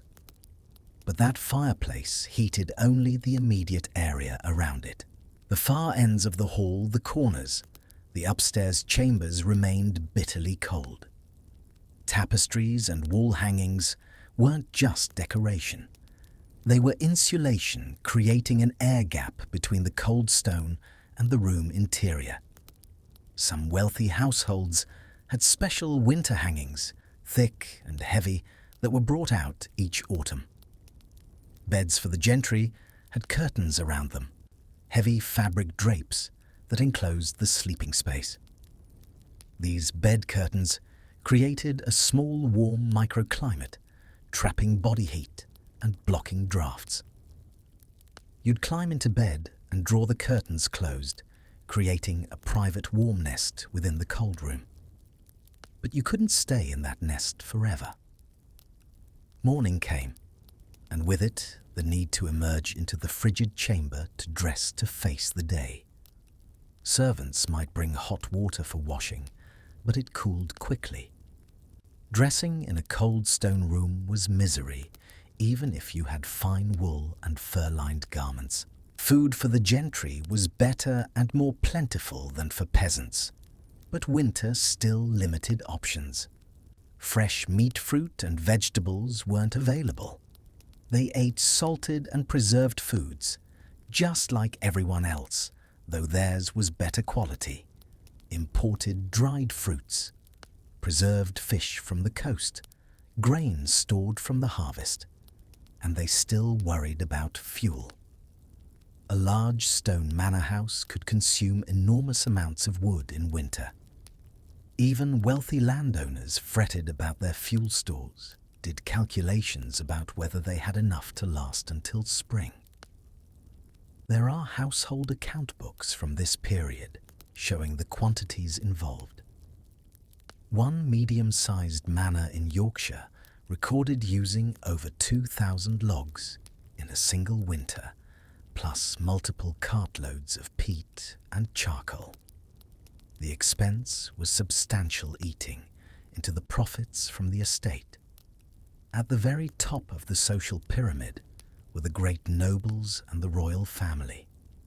They had multiple residences and would often move between them during winter, partly for political reasons, but also to spread out the burden of fuel consumption and to allow each residence time to air out and dry.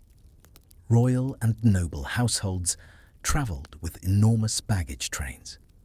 Bed furnishings, tapestries, dishes, even sections of wainscoting to install temporarily for warmth. They recreated their comfortable environment wherever they went. But even kings and dukes were cold sometimes. There are letters from royal archives complaining about draughty castles, about chambers that couldn't be warmed properly, about the misery of winter travel when necessary. And royal households had their own logistical nightmares. Feeding 50 or 100 people through winter required massive stores of food and drink.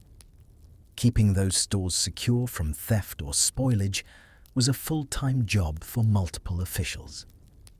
Then there were the monastery's institutions that cut across the social hierarchy. Monks came from all classes. Some were younger sons of nobles sent to monasteries because they wouldn't inherit land. Others were peasants who showed intellectual promise or religious calling. Monastic life in winter was its own special challenge.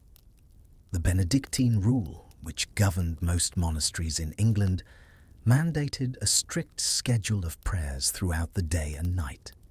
This schedule didn't change with the seasons. We've already discussed matins, the midnight prayer service. But there were others.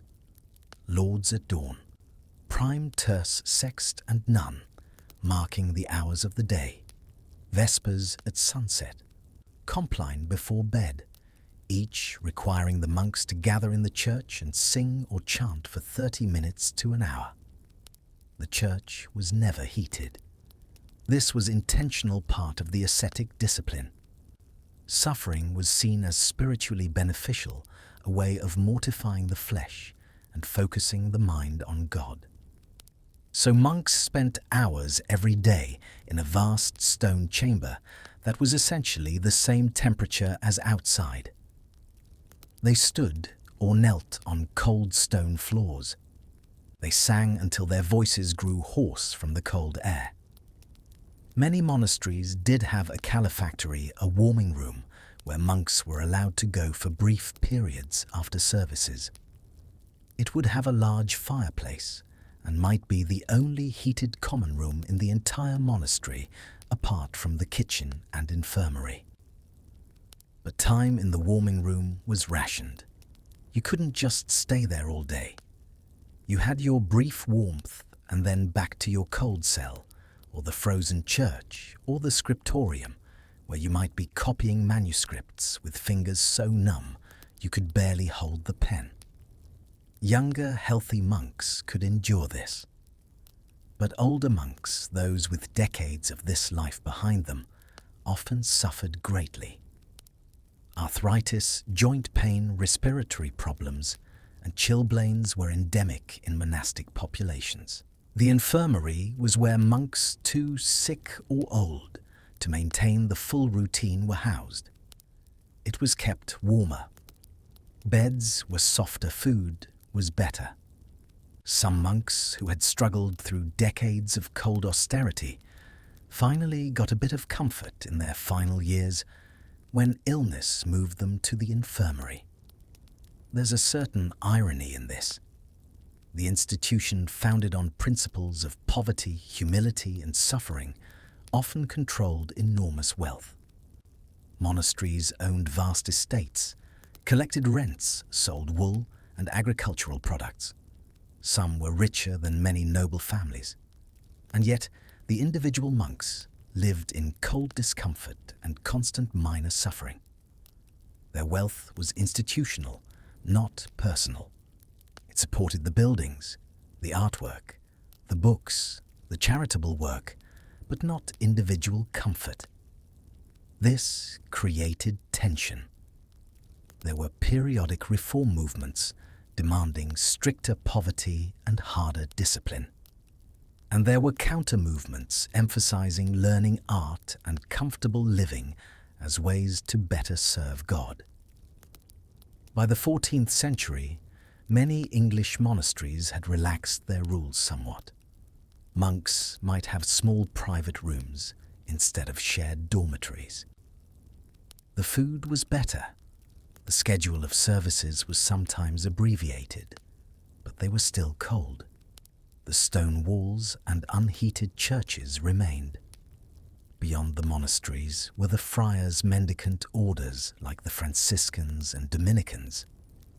They were supposed to own no property, to live entirely on begging and charity. In practice, they had churches and convents, but simpler than monasteries. Friars in winter were probably among the worst off of any educated class. They were expected to go out and preach, to hear confessions, to minister to the urban poor. This meant traveling through cold streets, standing in draughty churches, visiting sick people in their homes. Friars wore simple robes, often just a single layer of rough wool. They were supposed to go barefoot or in simple sandals, though in practice most wore some kind of footwear in winter. They begged for their food and often went hungry.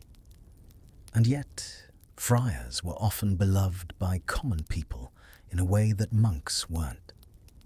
They were seen as more authentically religious, closer to Christ's original poverty. They heard confessions and gave blessings. They told stories and preached in language ordinary people understood. The contrast between a fat, comfortable abbot in his well-heated chamber and a thin friar shivering in a threadbare robe was not lost on medieval people.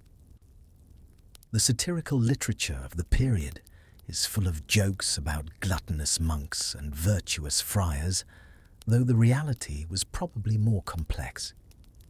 What all of these social groups shared, from the homeless beggar to the king in his palace, was vulnerability to cold. The technology to truly master winter didn't exist yet. Effective heating, insulation, and climate control were centuries away. Everyone, regardless of class, had to negotiate with winter. The rich had more resources. Yes, but they couldn't escape it entirely. Cold was a universal experience, a shared enemy that cut across all social boundaries. And that universality created a strange kind of equality. The king might have warmer clothes and better food, but he still felt cold. The noble might have a larger fire, but he still had to tend it, or have servants tend it. The monk might have community and institutional support, but he still knelt on frozen stone. In a world obsessed with hierarchy and social distinction, winter was one of the few things that refused to respect those boundaries entirely. It was cold for everyone, and survival required similar strategies, similar disciplines, similar endurance. That's part of what makes studying winter in this era so fascinating. It reveals both the deep inequalities of medieval society and the fundamental human similarities beneath those inequalities. We all need warmth. We all need shelter. We all need to survive until spring. Let yourself feel that connection now across the centuries. Those people sleeping in their cold houses, tending their careful fires, sharing their body heat. They were doing what humans have done since the dawn of time, surviving, enduring, hoping for better days ahead. And they did survive, most of them. Spring came as it always does. The sun grew stronger, ice melted, birds returned, life continued. But they never forgot the lesson of winter. That survival is fragile.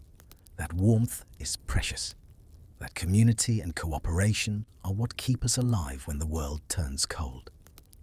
You find yourself drifting now somewhere between the 14th century and the present. The boundaries have grown soft, blurred. The peasant house is fading, but you can still feel the presence of those sleeping bodies, still smell the smoke, and animals still hear the quiet breathing of the family around you. The snow outside is falling harder now. It piles up against the door, sealing the cracks, muffling the world. It is a blanket of silence. layer upon layer of white, covering the mud, covering the struggle, smoothing out the scars of the land. It falls on the graves of those who didn't make it, and on the roofs of those who will. It's the deepest part of night now, that hour before dawn, when the world seems to hold its breath, when time itself slows down and becomes almost liquid. You can feel the weight of the centuries pressing down gentle as the snow. The anxieties of your modern life, the emails, the deadlines, the traffic, feel distant, trivial. Here, there is only the fire, the breath, and the beat of your own heart. Outside, beyond the walls of the longhouse, snow is falling. You can't see it, but you can hear it somehow, a kind of soft silence that presses against the roof and walls. Each flake adding to the weight of the world, making everything heavier, quieter, more still. The fire has died down to almost nothing now. Just the faintest red glow from the buried coals, barely visible in the darkness. It's giving off enough heat to keep the temperature just above freezing no more. But it's enough. It's always just enough. In the bed the family sleeps on. Their second sleep, the morning sleep, deep and dreamful. The children are curled like small animals, knees pulled up, hands tucked under chins.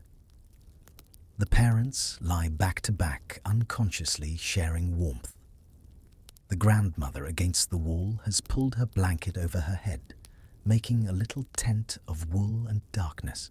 At the other end of the house, the animals are sleeping too. The cows stand with their heads lowered, eyes closed, breathing slow and rhythmic. The sheep have piled together into a single mass of wool and flesh, indistinguishable in the darkness. The pig grunts softly in its dreams, whatever pigs dream about. This is the moment, the stillest point of the deepest night of winter, when survival is most tenuous, when death is closest, and yet also when everything is most peaceful, most serene. There's a paradox in this. The very conditions that are trying to kill you, the cold and darkness and isolation, are also creating a kind of peace that's almost impossible to find in the modern world. A quietness so complete it's almost sacred. No traffic noise, no electrical hum, no light pollution washing out the stars. Nothing but darkness and cold, and the slow breathing of sleeping creatures, and the even slower melting of snowflakes on the thatch roof above. If you could see outside, you would see the village completely transformed by snow. Every sharp edge rounded, every harsh line softened. The world has become gentle, even as it tries to freeze everything to death. Tomorrow, when dawn comes, life will resume its hard work. Wood will be gathered, animals fed, children tended. The endless labor of survival will continue. But right now, in this moment, there's rest. Pure, complete rest. Let yourself sink into that rest now. Feel how deep it goes. Feel how your breathing has slowed to match the breathing of the sleeping family. Feel how your body has gone heavy and warm under your blankets 600 years in the future.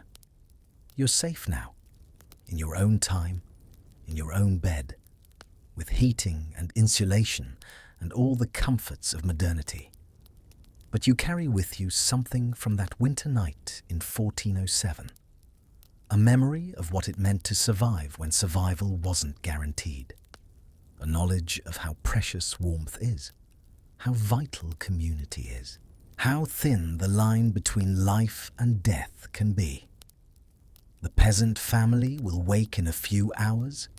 The man will rise first, as always, and coax the fire back to life. The woman will check the food stores, worry about making it through to spring. The children will play in the snow, not aware yet of how dangerous their world is. The grandmother will pray, thanking God for another day. and the winter will continue. Week after week of cold and darkness and constant grinding work. Some families will lose a child to illness. Some will lose animals to the cold. But most will survive. They'll make it through to March to April, to the blessed moment when ice melts and grass grows again. You're drifting back now, slowly, gently. The centuries are unfolding between you and them. The house is fading. The smoke is clearing. The sound of breathing grows distant. But you take something with you, a feeling, an understanding. You understand now that your warm bedroom, your central heating, your electric blankets and down comforters, all of this is luxury beyond the imagination of 99% of humans who have ever lived. That what you take for granted, they would have called a miracle. You understand that the battle against cold was one of the fundamental challenges of human existence for thousands of years. That whole societies were organized around solving this problem. That knowledge systems, technologies, social structures, even religious beliefs were shaped by the need to stay warm. You understand that we've lost something in gaining our modern comfort. We've lost the knowledge of how to live with cold, how to respect it, how to negotiate with it. We've lost the fierce appreciation for warmth that comes from nearly losing it every night.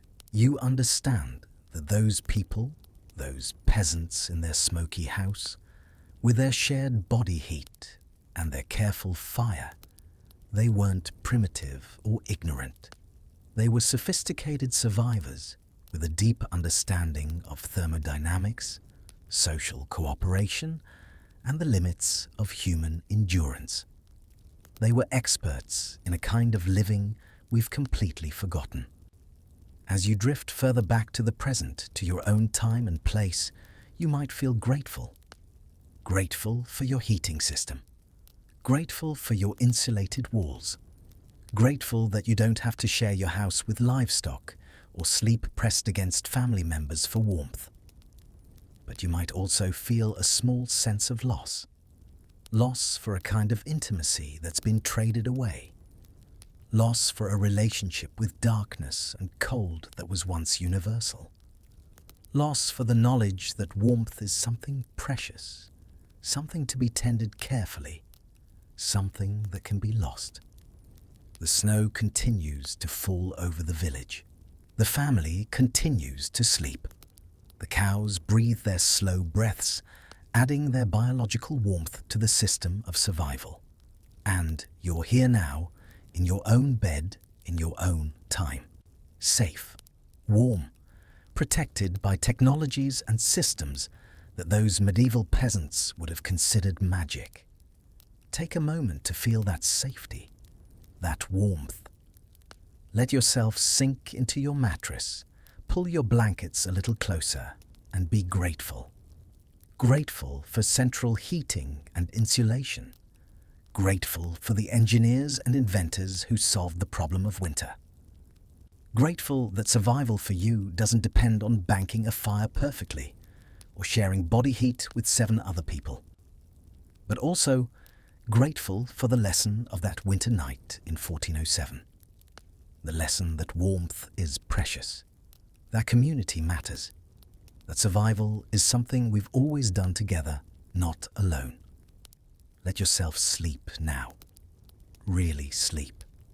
The way people slept when sleep was a kind of work, a kind of survival, a kind of prayer. Let the darkness hold you. Let the warmth wrap around you. Let your breathing slow until it matches the rhythm of those sleeping peasants. Those sleeping cows, that slowly burning fire. You've survived the winter. We all survived the winter generation after generation until we arrived here in this moment, in this comfort. Sleep now. Sleep deeply. Sleep with the knowledge that morning will come, that spring will come, that light and warmth always return eventually. Sleep as they slept. as humans have always slept, in trust, in darkness, in the fragile hope that tomorrow will be just a little bit warmer. The fire in the peasant house burns low, but doesn't go out. It never goes out night after night, winter after winter, century after century, until one day central heating arrives and the art of fire tending is forgotten. But the memory remains, in old houses with massive chimneys, in the design of our homes, which still often place the hearth at the center, even when there's no fire there. In the metaphors we use, keeping the home fires burning, warmth of home, a cold reception. We remember even when we don't know we're remembering that warmth once meant survival. That fire was life itself. That winter was not a season to be conquered, but a force to be negotiated with night by night, hour by hour. The peasants of medieval England, sleeping in their communal beds, tending their careful fires, sharing their body heat with animals and family alike, they solved one of humanity's oldest problems.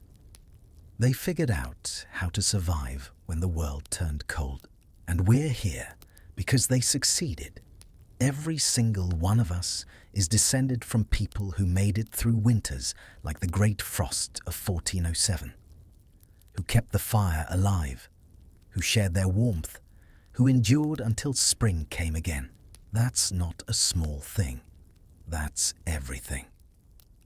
So tonight, as you drift off to sleep in your heated bedroom, under your synthetic blankets protected by insulation and thermostats, and all the miracles of modern technology, maybe spare a thought for them. For the anonymous thousands who huddled in the dark, who banked their fires with such care, who gave their body heat to children and elders and anyone who needed it. They're gone now, all of them. 600 years gone. But their struggle, their ingenuity, their fierce determination to survive, that's still here, in us, in our bones, in the way we still instinctively pull blankets closer when we're cold, still gather around fires when we can still feel most at home, when we're warm and safe and surrounded by people we love. Winter taught them. And through the centuries, winter has taught all of us that we're fragile, that we need each other, that warmth is precious, that survival is something we do together, or not at all. Thank you for joining me tonight on this journey into the cold and the dark.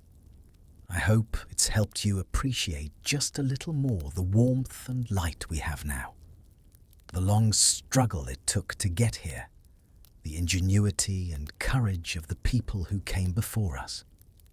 If you've enjoyed this journey through history, I'd be grateful if you'd subscribe to the channel and maybe leave a comment about what resonated with you. And if you're listening to this as you fall asleep, then I hope you wake up refreshed, grateful, and just a little more aware of the small miracle of your warm bed. Until next time, stay warm, stay safe, and sleep well. Good night.